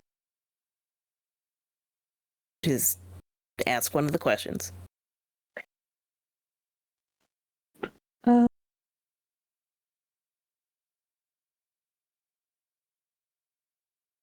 What does your character wish I'd do? Oh, leave. Yeah. Sorry, I'm invested now. Exactly. So you continue through the evening. The rest of you, what are you doing while this is happening? Fritz, Yeah. I was wondering if you wanted some more explosives. Yes. Okay. I could make some more for you if you like. Yes. I would like to add a wear box onto Fritz's grenade smooth using my toolbox. Okay. Do I need to do something? The GM will give you 1 to 4 conditions which you must fulfill, including time taken, materials needed, help needed, tools or facilities needed, or limits on the project. When you accomplish the conditions, you accomplish the goal. All right. This will probably take a couple days, because it sounds like you're planning on manufacturing explosives. But that's fine. You're kind of hanging around in town anyway. And you will need additional material, so you'll need to find something that is explosive, whether it's you find something that's in town that you can use, or wander into the woods and see if you find the explosive material that's found in the woods in mining nodes or whatever. And you would probably need help from Fritz for the expertise, which I think would mostly just be Fritz marking and exhaustion, which I don't think is really too much of anything, but that's fine. So, Fritz, why don't we go to the barracks that we blew up and see if there was any gunpowder there? Sounds good. We head off to the barracks that we blew up to see if there's any gunpowder there. Perfect. You're poking around. Read a tense situation. Fritz, would you like to roll? Sure.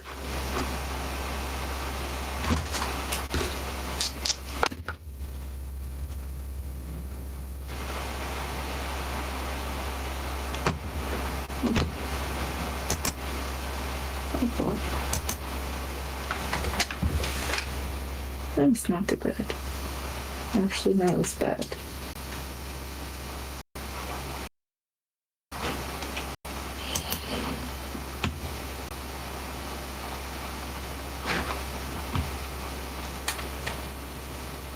Can I use a major boon? You could. Okay.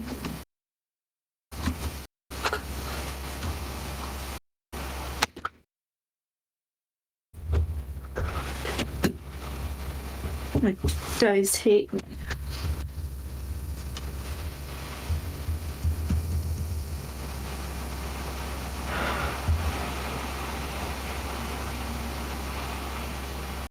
Can I use a minor boon to just make it a 7?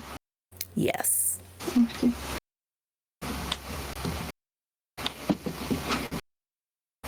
All right, so you can ask one question on a 7.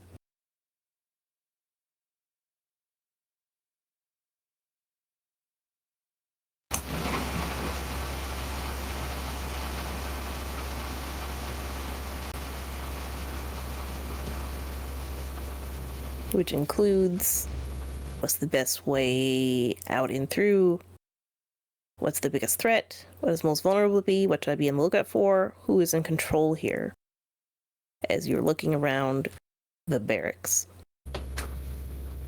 Is this a ruined building? I mean, obviously there's explosive damage, but is there people about? Not really. It's kind of on the edge of town, probably more on the east side of the clearing, closer to where the Erie Dynasty would have approached it. The building itself has not really been repaired or used since it's been destroyed.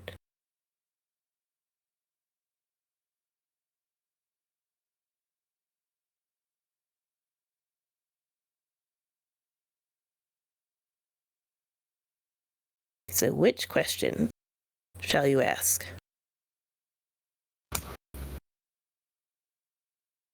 What is the biggest threat?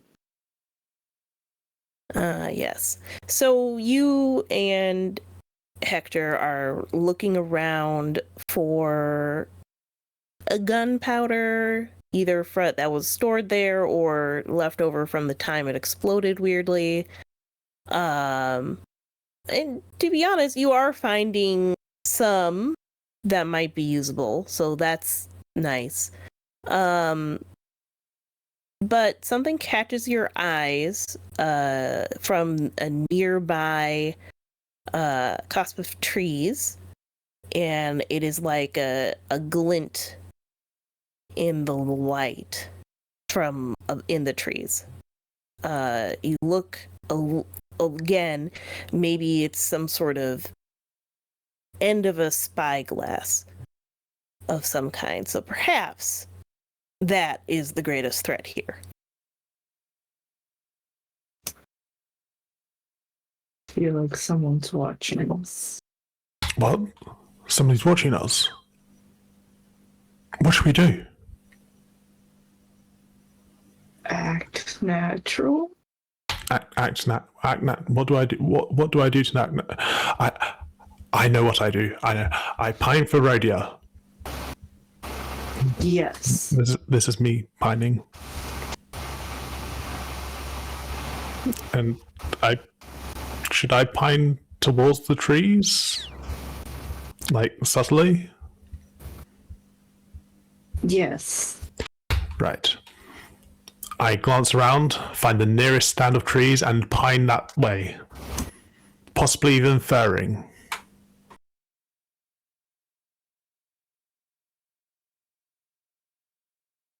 Cool.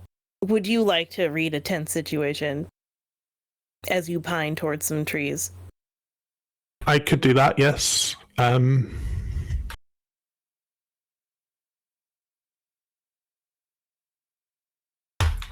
That is an 8. All right, you can ask a question.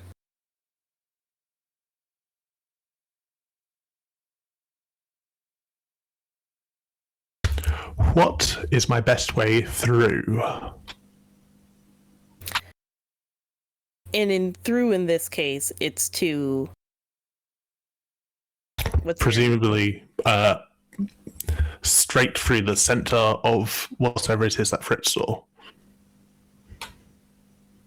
I mean, if you keep up a good pining act, you could probably get pretty close to where the trees are to get a good look yourself.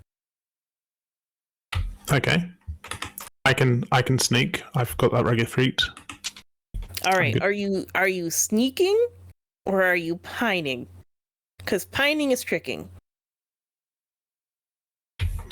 I've started pining. I shall stick to my guns.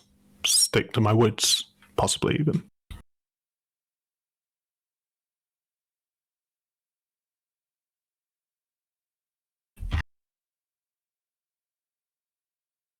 Sorry, I lost my place on the PDF.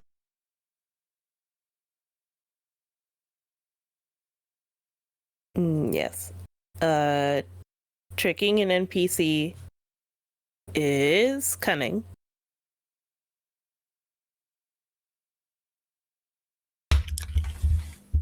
Yes. That is a 13. Perfect. So as you get closer to these trees, you do see what Fritz had noticed, except now closer, and they're watching you without the spyglass now. They are an eagle in the tree with a spyglass. Though watching you, kind of like judging you for pining so much, I guess. But they do not realize that you're also watching them. Is this the old man eagle who was laying in bed rest? No, this is a different eagle. A young eagle. Then I shall pounce past them, behind them, trapping them, and yell out, "Fritz, get them!" Perfect. All right.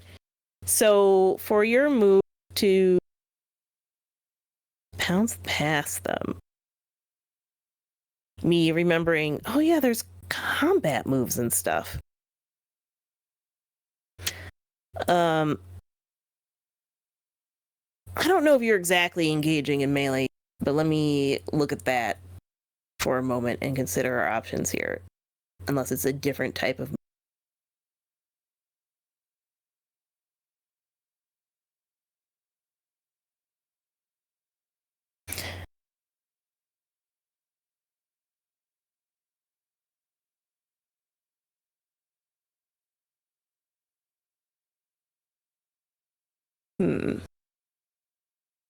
What kind of weapon skill moves do you have?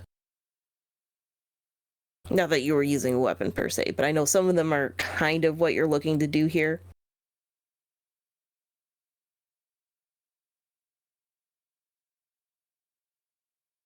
Oh, I think you're muted. Unless I have unassuming, which means that I am never the greatest threat. And I also have an oiled bowstring, which I believe lets me do something.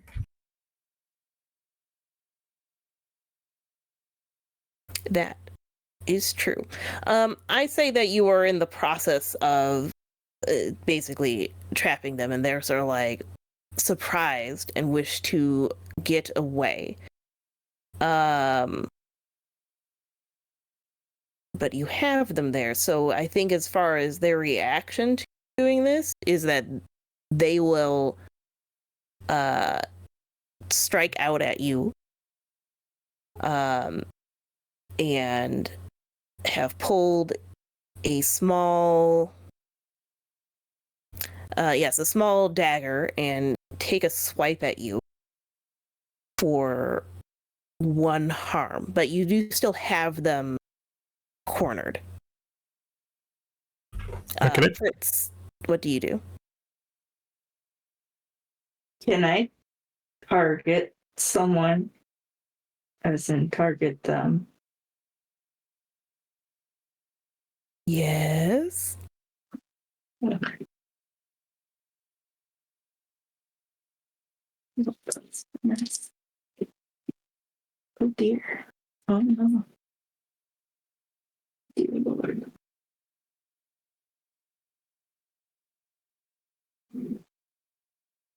What thingies do we have?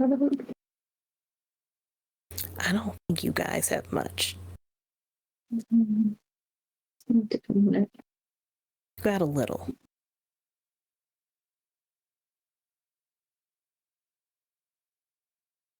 Did I try to re-roll?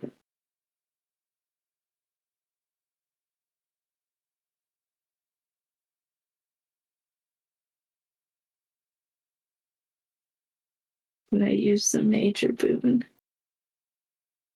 in hopes that it's better than a 1 and a 3? Yes. Okay.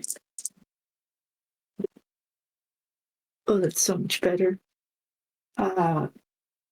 So with finesse, that is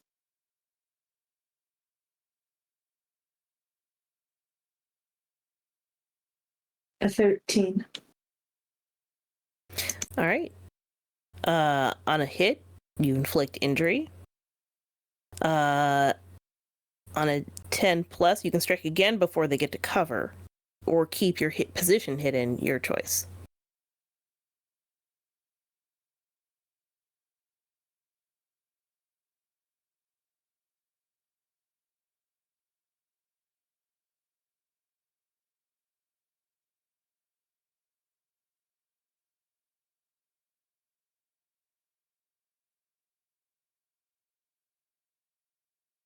I think Fritz would inflict the 2 injury instead of being hidden. Yes. And what did you attack with for flavor of what happened here? Oh, definitely the sword. Okay, so when you target someone vulnerable, you do have to attack at range. So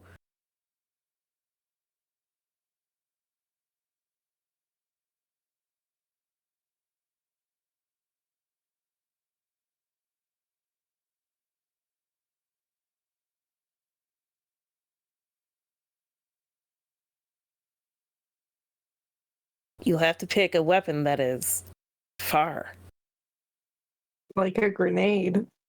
like a grenade. Yeah. Yeah. Yeah. Excellent. Love this. Danger close. It's like takes the 2 the Mhm. mouth.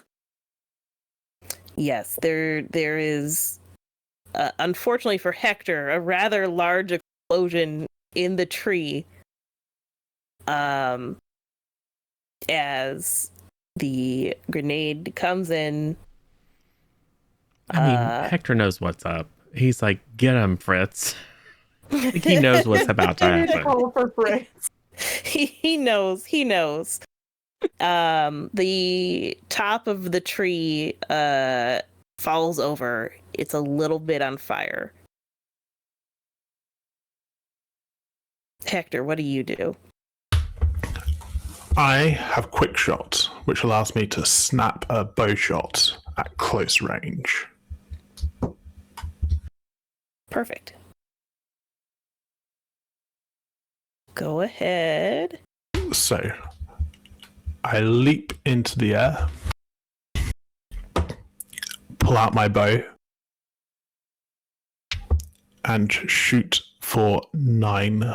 I roll, which means I get to choose one. And I'm shooting to keep your target at bay. They don't move, so this eagle is pinned down. All right. So, like, the top of the tree had fallen off. It's on fire on the ground. Some of the tree is still smoldering up top, and they're pretty burnt. And then you fly back and away and shoot the bow at them, pinning them to the top of the tree here. They throw the dagger at you because they don't know when to stop.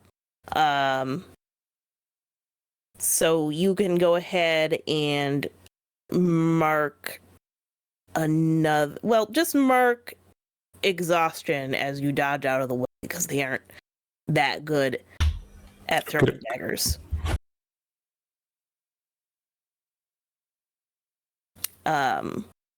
Fritz, what do you do?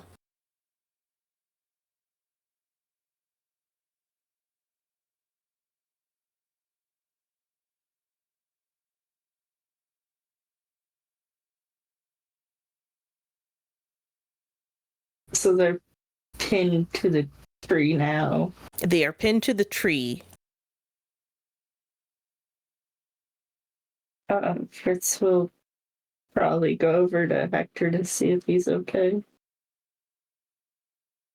I mean, he's kind of in there. He looks fine.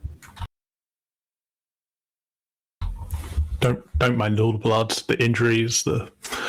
I'm sure Rodeo would have cared, but you don't have to, Fritz. It's time to escalate. It's time to bring this to an entirely new level. I am going to try and actually talk to them. Oh my goodness. We have you outnumbered and surrounded and pinned, and you threw away your only dagger. Now, It's not my only dagger. I have more. you didn't need to tell me that.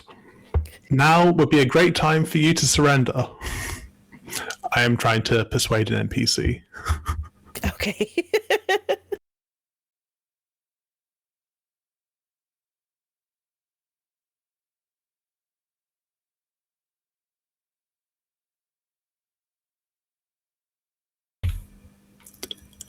That would be a 6. He throws a dagger at you. Mark an exhaustion. Fritz, you're up.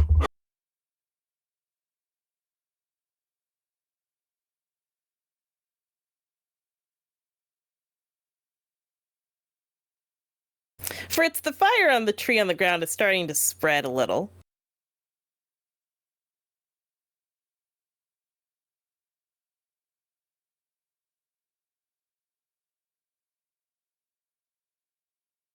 Fritz is all like, make the fire bigger. Yeah. Definitely. Can Fritz gather some of the gunpowder and be like, look, if you don't surrender now, I will blow this place to smithereens. All right, roll to persuade.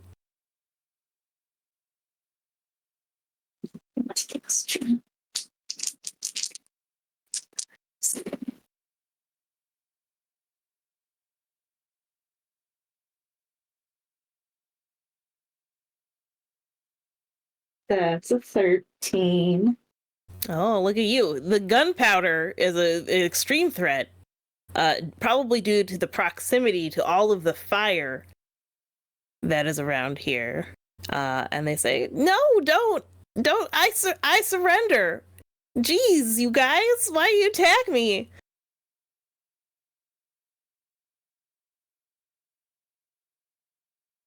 Why are you spying on us?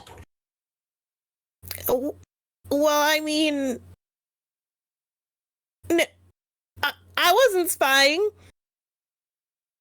Then why do you have a spyglass? He drops the spyglass. I don't have a spyglass. Look, if you don't start talking, we're going to have to take you to the old man, the eagle dude, who was in charge of this town at one point. He's a very high authority within the Eyrie. And then he'll talk to you, and then he might talk to your mum as well. And he won't like that. Fear. But at any rate, he goes, he's not part of the Eyrie?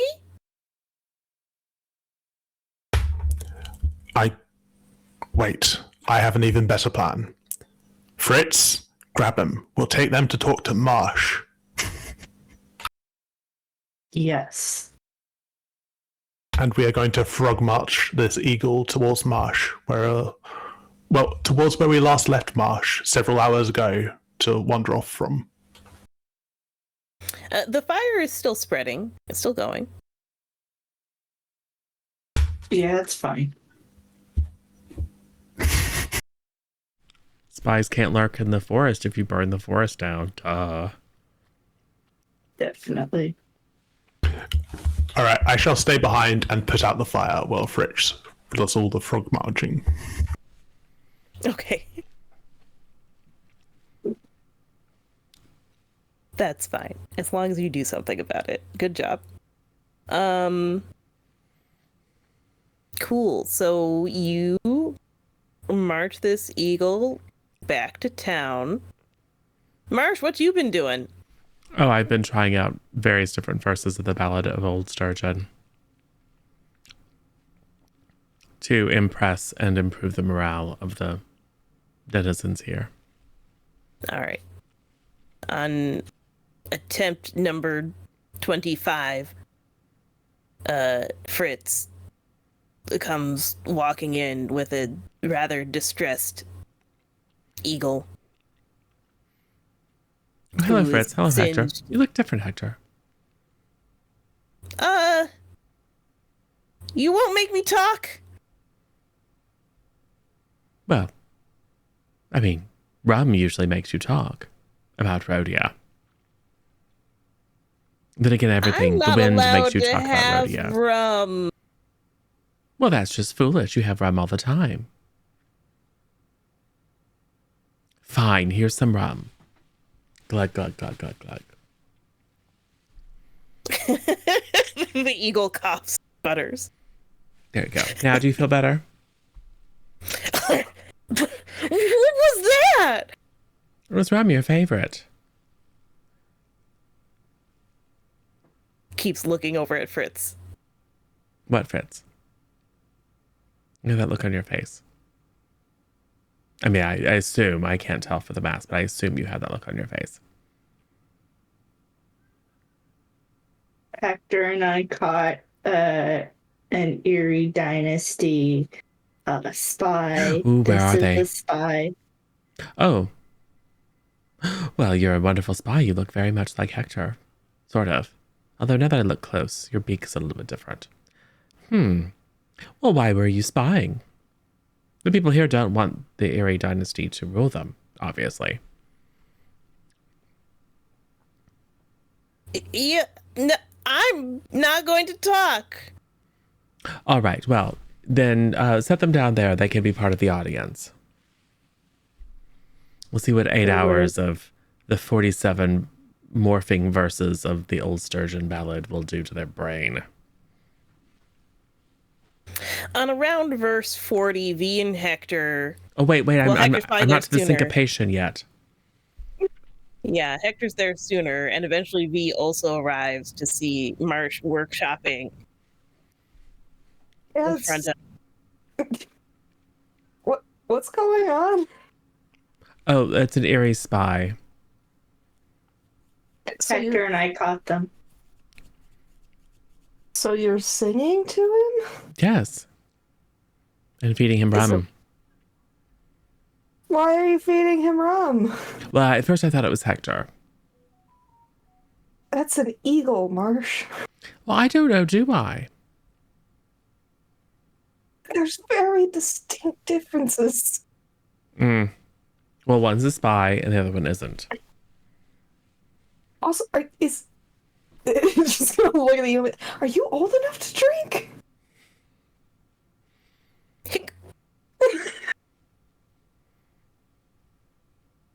They're enjoying the performance, aren't they?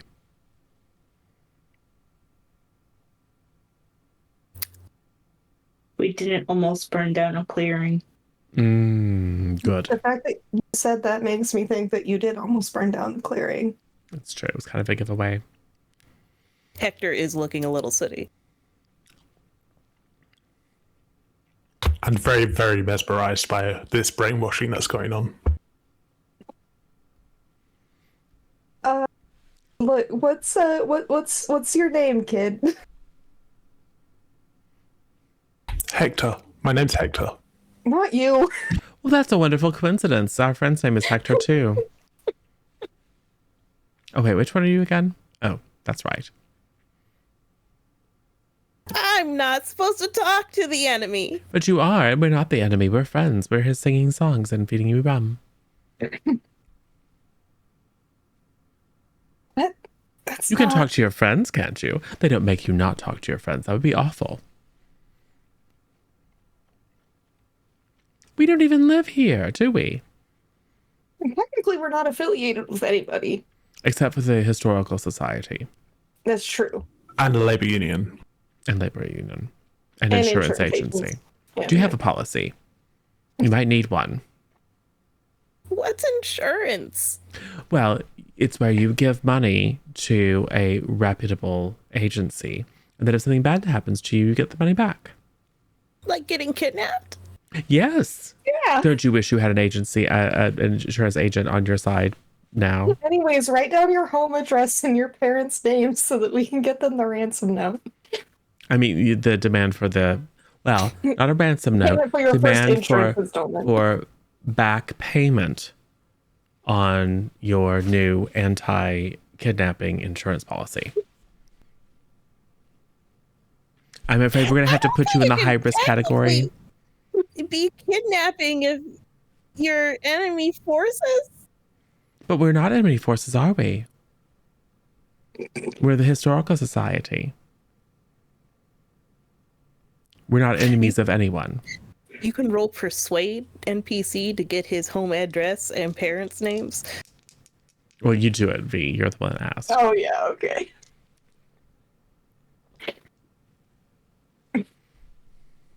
Got a 10. This poor child. You hand him some forms and he fills them out.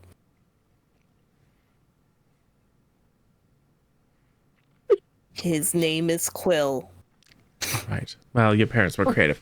Are your parents your primary beneficiaries? What's a beneficiary? A beneficiary Yes. is someone who gets the money if you're unable to accept the money from the insurance payout. Look, honey, Well, these I forms are guess. really confusing. Do you want us to just fill them out for you? Oh, don't deny Yeah. V. She's so good at filling out forms. I am really good at filling out forms. You can fill out the form. What happens when you fill out the form? It Well, just means that you don't have to worry about it. It's true. We're a full service agency. Oh, okay. And sign at the place where it says you give informed consent. Yes. Right. Okay. We have our Hold on. I'm first. just adding an NPC to Patchwood. First beloved May's insured. Parents. Oops. Oh, hi, Xena. All right, what did I say? His name was Quill. Quill. All right, I'll get the rest of this. Egal is not how you spell it. So I don't know, V, I think, being a soldier and a spy is a very high risk It is. situation. I mean, obviously, he's already been kidnapped, so I mean, the risk Yeah. factor is nearly 100. So I think that's going to have to go in the high risk bucket. So I'm thinking it's probably about 3 value for the premium, but then it's the late fee because the kidnapping happened before you even signed the insurance policy. So I think 2 value on that. It's a total of 5 value. And then there's and that's before we even get to the ransom. But the good news is if your parents pay the insurance premium and the penalty, then they'll get some of the ransom back Yes. as per the policy. He's nodding, dazed. Yes. Would you like to hear another Hi. verse of Old Sturgeon? Make you feel a little bit better. No, that's okay. I thought number 30 That's fine. Don't worry about it. was great. Excellent. Excellent. Well, I have a new one to try. Let's sing at him a bit more. Eventually, I'm sure the mayor is attracted by the incessant playing. Yeah. Oh, Mayor I'm sure. Cinder. Just finishing up the. Oh, hey, Mayor Cinder. Yeah. Hi, what's going on? Well, Who's this kid? you mean our client? Okay. Well, it seems like young Quill was led astray and joined a very high-risk profession, being a spy, and then was captured. And we have just gotten them to agree to sign to a kidnapping insurance policy, which we should be able to wrap up very quickly since we're the ones that did the kidnapping.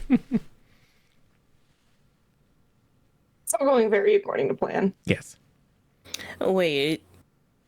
Are you just scamming? Wait, you're just kidnapping him. Well, he's a spy. He's not even a goat. He's an eagle. It's true. And if you yes, we shouldn't say bad things about goats. Some of my best friends are goats.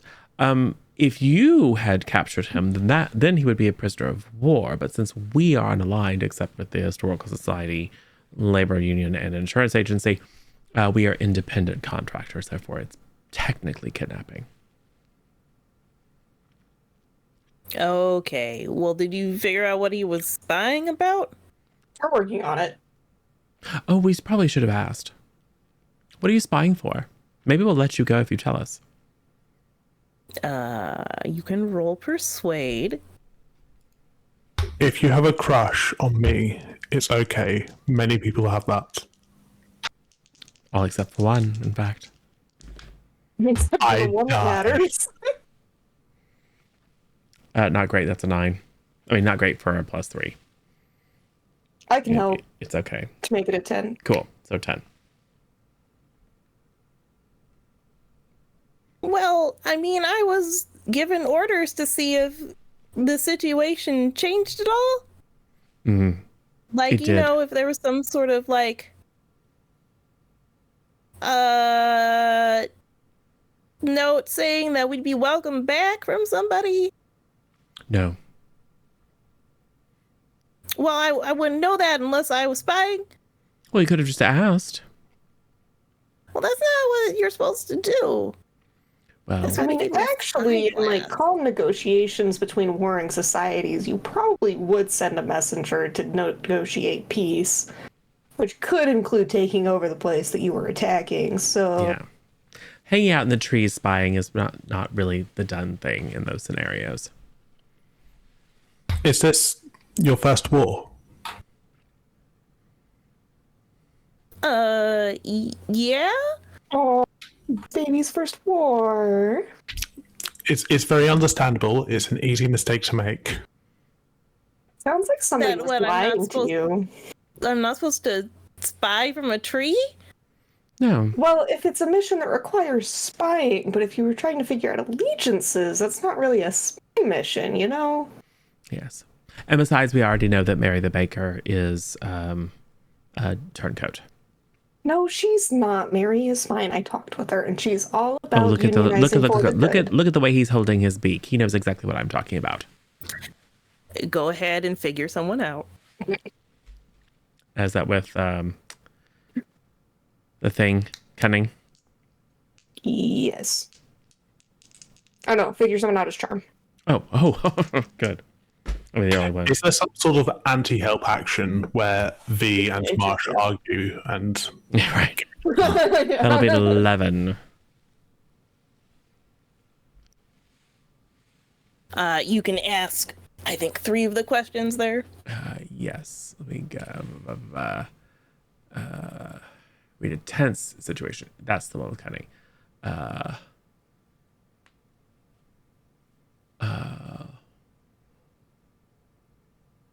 Are you telling the truth that it's not Mary? I mean, no. Right. I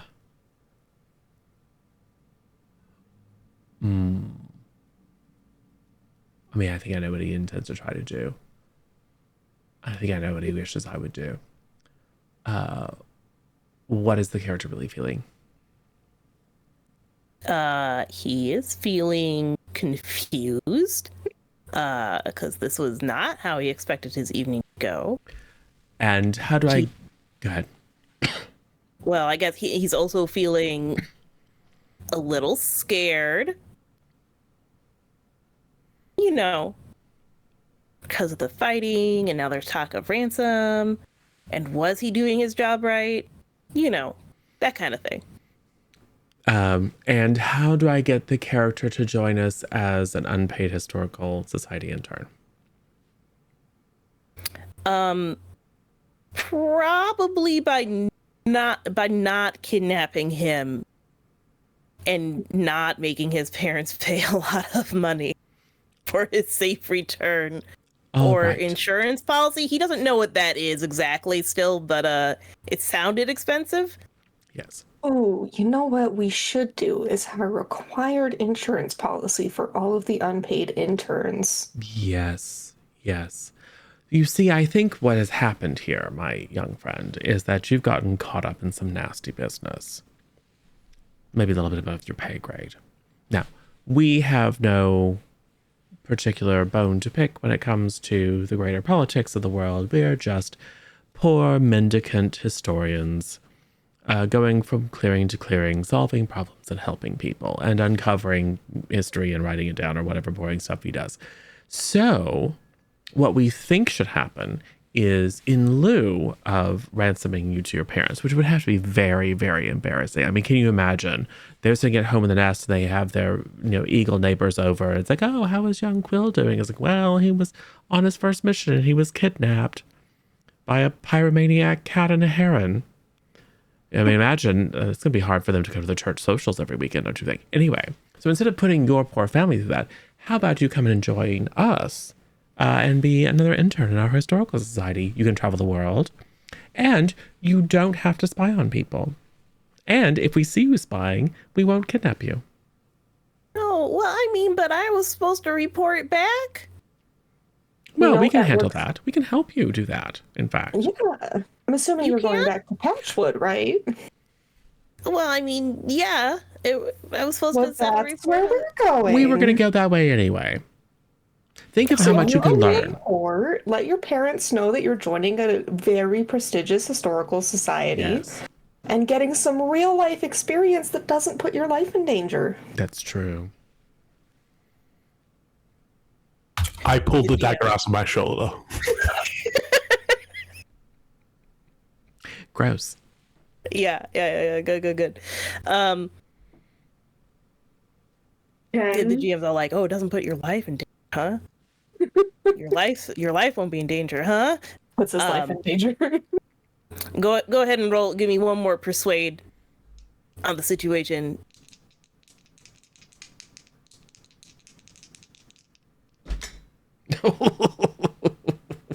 We need to have this good.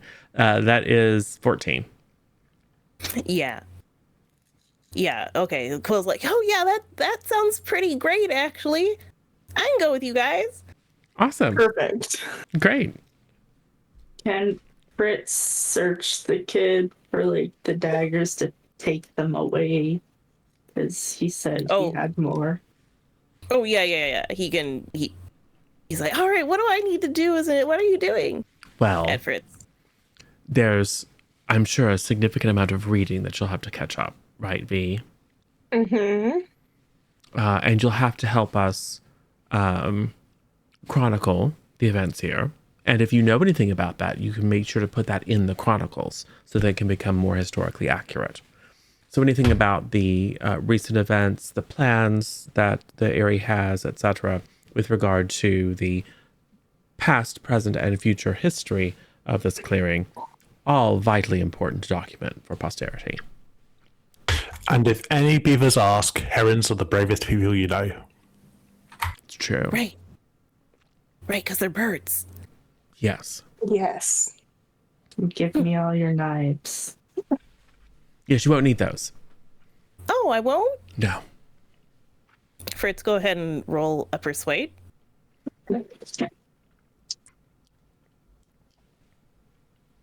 That's plus charm, right? Yes. 9. I mean, Marsh is standing there nodding, so yes, he'll give you all the knives. You can mark off a depletion.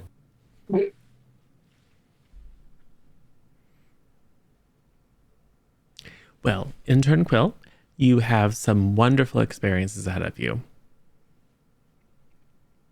Right, it'll be great working with you all. It will. It's too bad that you weren't with us in Ice Trap. That was very historic. I'm sure Patchwood is going to be equally historical. Yes, I think so. Great. Well, we're all meeting on a boat by the docks run by a beaver named Rodea. So if you want to head there, you can have the Jonas Brothers show you around and what you'll be doing, where all the parchment and quills are, and they can get you set up. Yes. I'm sure they're very good influences. It sounds great. Many of them are birds too. I am immediately going, oh no, they've collected another one. How could this happen to me specifically? You made him gullible and adorable. What were we supposed to do? Oh no. So he wanders off towards the docks. He is unable to walk in a straight line. Yes. Because of all the rum. So, Mayor, well, that's another crisis handled. So, Right. So Mary's definitely a turncoat, though. No, I talked with her, and she's way more understanding now about the importance of working together as a community. All right. Well, and not previously, backstabbing people. Previously, the plan was that she was going to try to rally the people here to overthrow you, and then hand the city over to the Erie. And this poor young fellow was just waiting for the word. So, I see. Well, I think have a chat with her too. Well, if V says she's turned another coat, however that phrase would go, I believe her, but I think some punishment is warranted. Nothing too severe, nothing that might encourage her to act against you further, but I think she should be forced to make delicious chalky croissant for all of us. What's a croissant? It's a flaky pastry, lots of butter. Oh, we don't have that much. Thinks hard about where butter comes from. Don't worry about it. We don't have that much butter. There's a cow person over there just going, oh, more butter. Do I have to churn it myself? Makes me feel weird. Anyway, yeah, we could probably see what she can do. I can give her a chat. All right, good. All right, so the night passes. The next day, there are indeed chalky croissants, except they're not quite what you thought they'd be, but they're still pretty good. All right. Pretty good for someone who has just described what a croissant is and then say, now figure it out. Excellent. I mean, it's more of a Danish, to be honest, but it's fine. Let's see. Is there anything else? All right. So, conveniently during the day, at some point, the healer stops by and lets you know that Decking is awake and able to receive visitors. Wonderful. Well, we should go and I report presume. in. Yes, you do indeed. And when you get to his house, he is there. He is propped up on pillows on his bed, and he still lots of bandages and stuff, but obviously looking much better than he did before. And he gives you a wave and says, "Ah, the good people who have managed to rescue me. I'm so glad to see you again. I've heard of your great heroics." Mm-hmm. So good to see you again. Yes. What can I do you for? Well, there's so many things. Here, try a Chucky Quassel. Or Oh, I'd love to try this. there you go.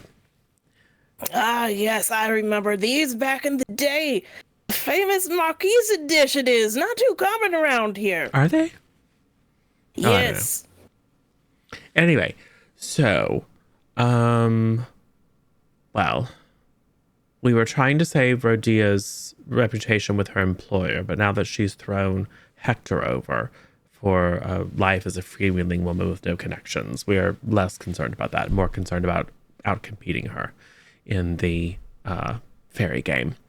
That's probably irrelevant. What else? V has a girlfriend who is a wolf and a blacksmith, who she was responsible for getting imprisoned by the duchy. But we got her out, so I guess everything's fine. What else? We may or may not have accidentally on purpose blown up a bunch of mole people a couple of times. There's something else. Oh, Mole Princess. Held by eagle people in that other place where a bunch of eagle people are. Patchwood. Batchwood. And she's a lieutenant. The land of the great French Fry Festival. And we need to recover her. Ah, well, sounds like you've all been very busy. What help could I provide you? Intelligence. We captured a spy for the Erie, but now he's our unpaid intern at the Historical Society. He doesn't know much. We thought that you might know, being a high-ranking former member of the Erie yourself. It does take a bit in order to get enough information and so on to rise up through ranks in order to put your stamp on things. Well, I'm sure things have changed a bit, but... And he reaches behind one of the pillows awkwardly. There's probably a lot of bone cracking noises. And he pulls out a large old parchment, which he unfurls on the bed. It is a map of Patchwood, and those of you who are from Patchwood can easily recognize the locations. But it's more of the perspective of not the ground dwellings where the majority of the denizens live, but the upper buildings in which much of the Erie forces and other bird denizens live in that clearing. You're saying it's a bird's eye view.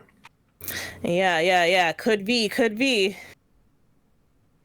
Anyway, he is pointing out several buildings, and he's like, well, here's the main council building, and obviously, if you don't have wings, which quite a few of you don't, it's a little more difficult to access some of the buildings. For example, this one, the council building, is only accessible through fly unless you climb, but obviously there are plenty of guards who watch. Much of the area below the bridge network is clear of branches and easily spotted any climbing activity. And it's similar. I believe these 3 buildings here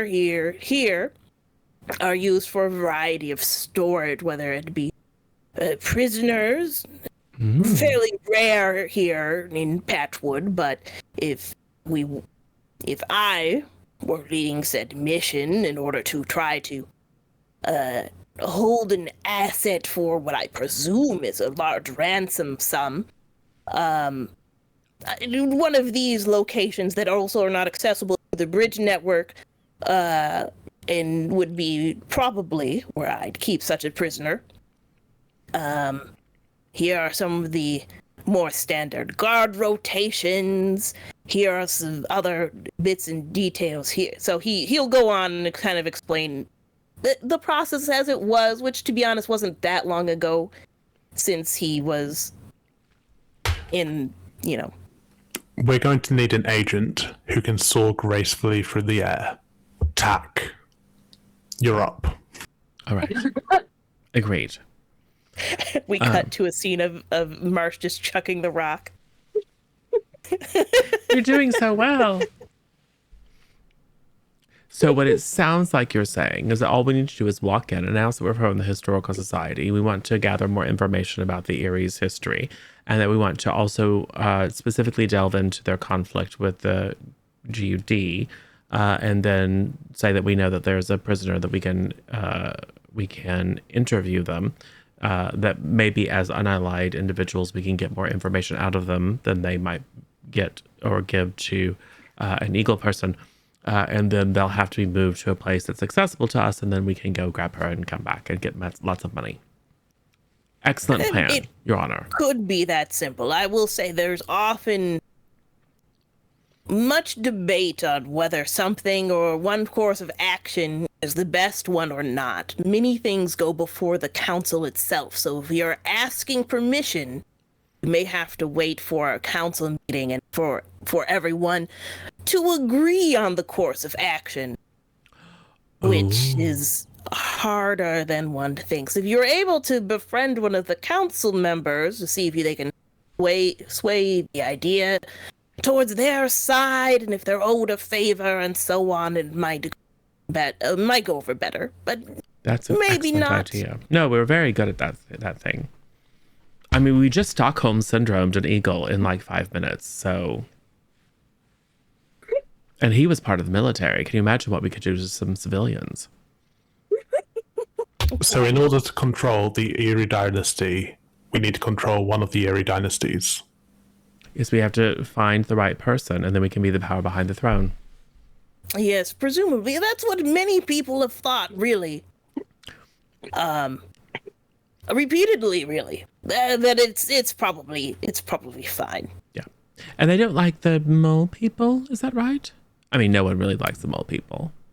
Well, no, of course not. The two major powers vying for control over the woodland. Almost, if we could convince them that due to the destruction of a major encampment at the ice place and the recent collapse of the big mole hole in the other place that we were just at, that now was a good time to, instead of harassing poor woodland creatures, to go and make a full assault against the forces from beneath the earth, that would be glad tidings.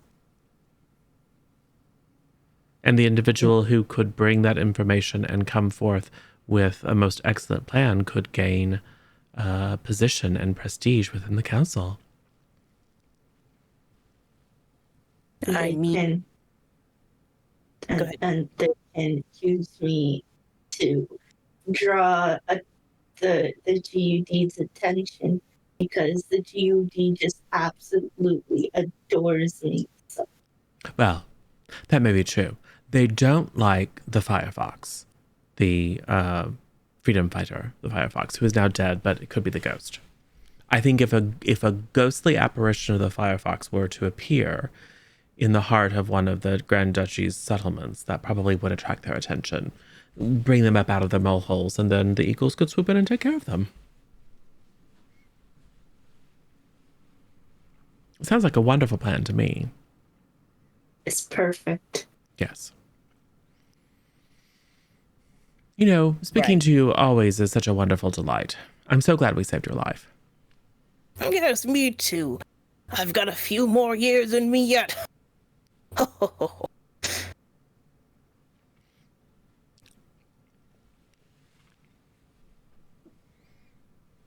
right, well, you should rest. Get your strength back. Right. Here, Oh, can I go make ahead a and... copy of that map? Oh, you can go ahead and take it. I don't think I even really better. need it. I'm still gonna make a copy of it.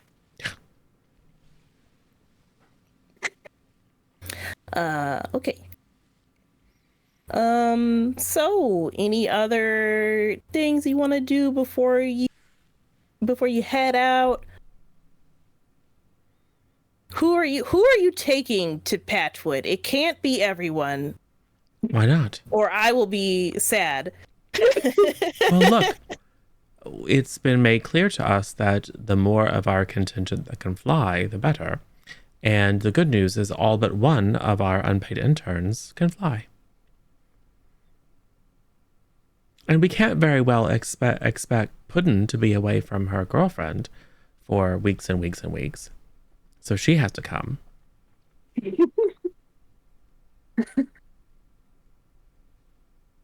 And Hector, I'm sure, will beg Rodia to come. Somehow, I get the impression that if Rodia and Hector split up, Rodia is the one who gets to keep the boat. That's true. Yeah, it's like it's her boat or something. Weird. Ooh, we could always give her some maritime insurance and you could be named as the beneficiary. I'm not entirely sure that that's the way to her heart. An insurance cap. I don't know. I think actuarial is definitely the way to every beaver's heart. Or wood. They seem to love wood a lot.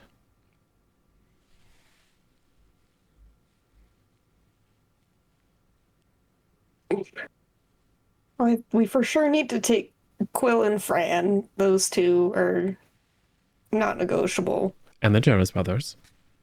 Do we need all of the Jonas Brothers, though? Well, we only know the one. We could just take Jonas. But then it wouldn't be the Jonas Brothers. We need at least 2 Jonas Brothers. The others are optional. Right. Okay, well, what's the other one? What 2 do we want? Well, we might as well just bring them all. You gotta tell me their names again. I don't actually know. Oh, neither do Nick, we. Kevin, and Joe. Oh, yeah. I'm sorry, say that again. Nick, Kevin, and Joe. And then Thank Jonas. Yes. Forgot Frankie. Frankie's the baby brother. He don't count. I think there's only the 3 plus Jonas, right? Yes. I don't know. And we could think always, that's all we got. I mean, Pat might want to come. I think Pat should stay and help build the town. True.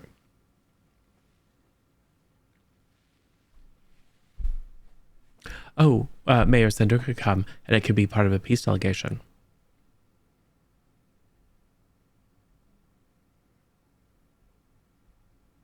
Mayor Cinder is not interested. Well, Yeah. but as instead of the turncoat trader activity, it could be a we will support you in your more important war against the mole people as long as you don't take us over.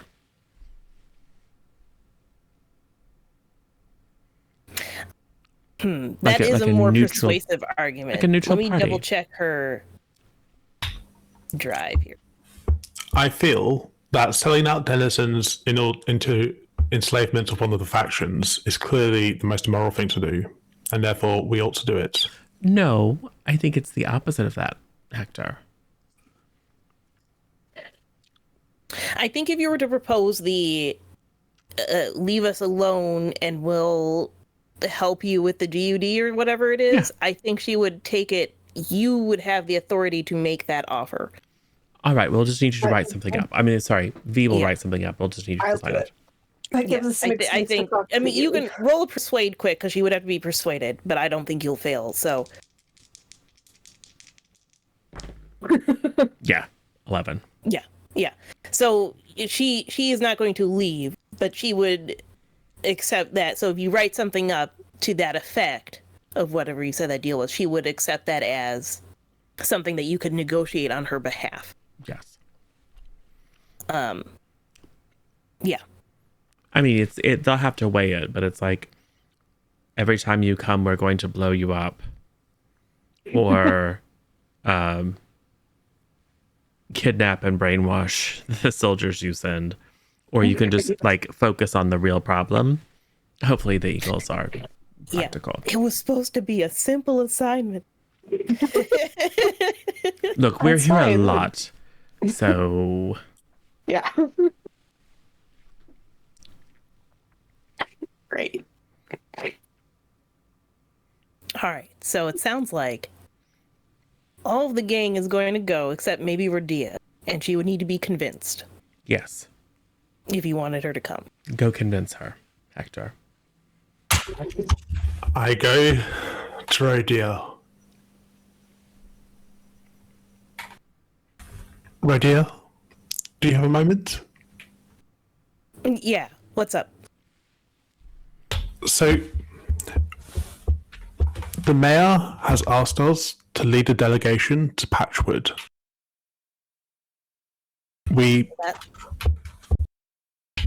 It's very official business. She wants to negotiate a peace treaty. The denizens here have been embattled by invading armies from all sides. And if we can get the Erie dynasty to forswear this town and leave them alone, then the mayor would be very pleased with us. And, not dead as well, which is, quite nice. Would you take us there? And the rest of the retinue of negotiators. Well, the thing is, there isn't really a waterway that goes to Patchwood. This is quite unfortunate.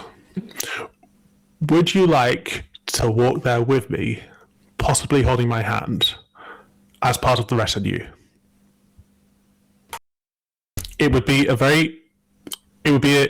historic moment, and there would be lots of paperwork. I know women love paperwork in historic moments. From my sample size of one one band member, I know this is what okay, hold on. She she looks at you like, what are you talking? And then she's all like, listen, my home has been Rooston. My whole life has been dedicated to, well, mostly dedicated to establishing a proper trade company with the river folk in Rooston. That's why I run the ferry routes. That's why I got paid from all of these guys. Definitely scammed into joining your historical society. What is the real reason for me to even go to Patchwood instead of just going back to Rooston and running my route and picking you guys up in a few weeks? The real reason would be to go with me. All right, go ahead and roll persuade.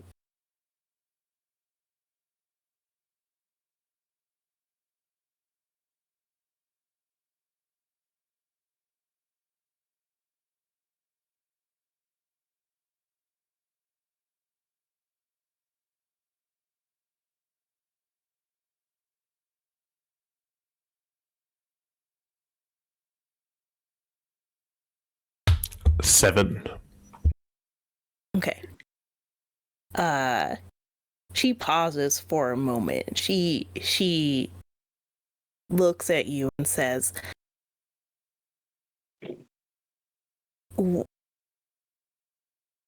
if I was to go with you, if we are to be anything, how can you at least help the things that I also care about, the trade company, the river folk, the trade company, the business that I've been running? Is this something that you can commit to as well? If you come with me to visit this town and try to make peace and make the world a better place for the denizens of this clearing, then I will come with you afterwards and help you run the monopoly. Well, you don't have to call it a monopoly. Um, I mean, it is a little bit, but you don't have to call it that. Right. The damn enterprise. All right.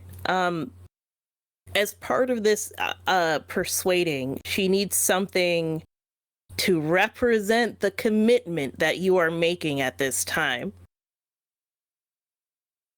As part of the persuade action.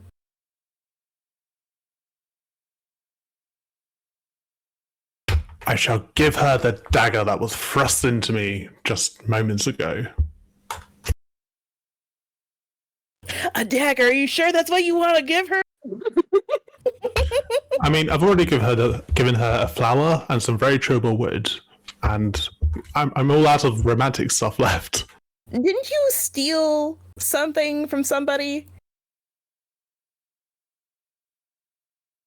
Like, hold on, let me go get it. It was over in Oakenhold, wasn't it?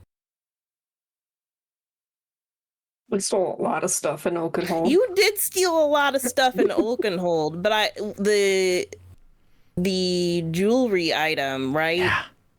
Mm-hmm. From Bea? Yes. Like explicitly, you could put a ring on it. I don't remember if it was a ring or an earring, but It was a bunch of stuff. Yes, this ring that was in my pocket. I shall give it to you. all right. She looks at it and looks at you and takes a deep breath and puts on the ring and then leans in to kiss you. And they do so. Fade to black. That's where we end the episode. I'm sure this adventure going on will be fine. There won't be any more conflict when they all have to walk somewhere instead of riding a boat. There's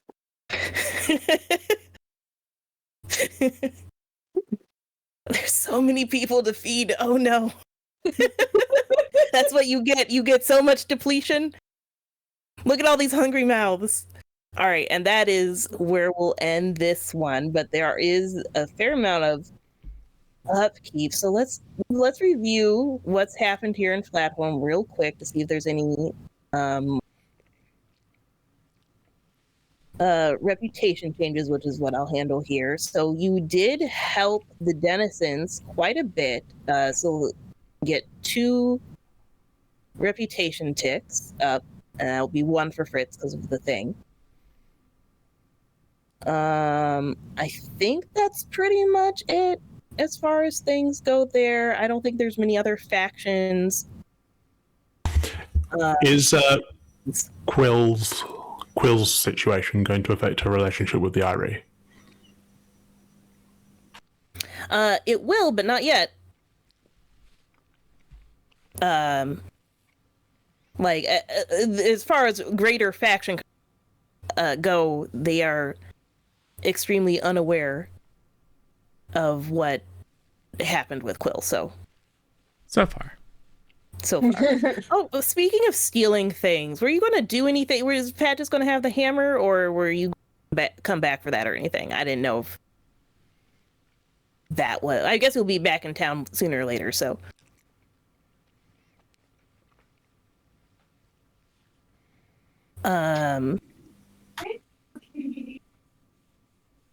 yeah. All right. So that's cool for the factions. So I'm Misha or Misha underscore less than 3 here on Twitch.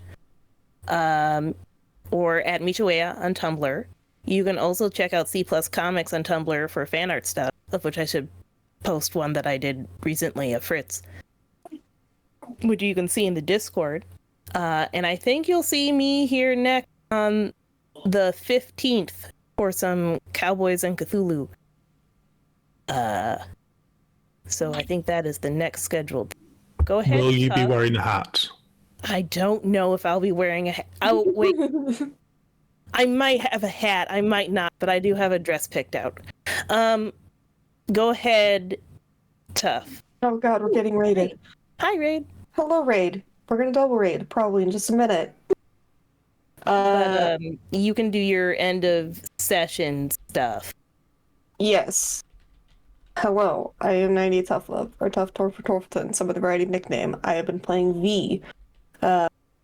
V, I think, has gotten maybe clean paws since we kind of kidnapped a child and then coerced them into joining our unpaid interns. Is this a real crime? Yeah, it's so many. Crime. It's so many Kidnapping. So many crimes, but you undid the crime you were going to do. No, we Unless you still secret We have made a a secret different crime. we And also, You made we're a going to different force him to still get insurance. yes, insurance fraud, kidnapping, brainwashing, and now child labor. So I think we committed a set of crimes for sure. All right, but have you gotten away with it? Yeah, because he's willing now. Also, the Jonas brothers were totally human trafficked. Or Yeah, it's true. I mean, Illegal traffic. they're adults and they know what they're doing. Yeah. But we They definitely have other motives. we going definitely on. crossed clearing lines with known terrorists. We can't do anything but commit crime at this point. I say it counts. I've noticed. Oh, I've yeah. noticed the through thread of so many crimes. What if we just made new crimes that we didn't need to do? I'm having a problem here. Cool. Have you considered insurance? That will solve all of your problems. Do you want to mark your building as a historical artifact? If you do, we probably won't blow it up. I don't We know will blow if it up. you accomplished a criminal goal. I'll say that Because one's I don't been think it- progress then. Wait, Assuming it's that the progress. Eerie don't kill us, then I'll There's a count. series of crimes that are in progress, but I don't think any of them have actually paid off yet. I do think you'll probably get the payoff next time. Probably. You did find a wonder, which is the flowers. Ah, yes. Woohoo! Also, you still have that flower, I guess, if it comes up again. Oh, I didn't realize that was stealing.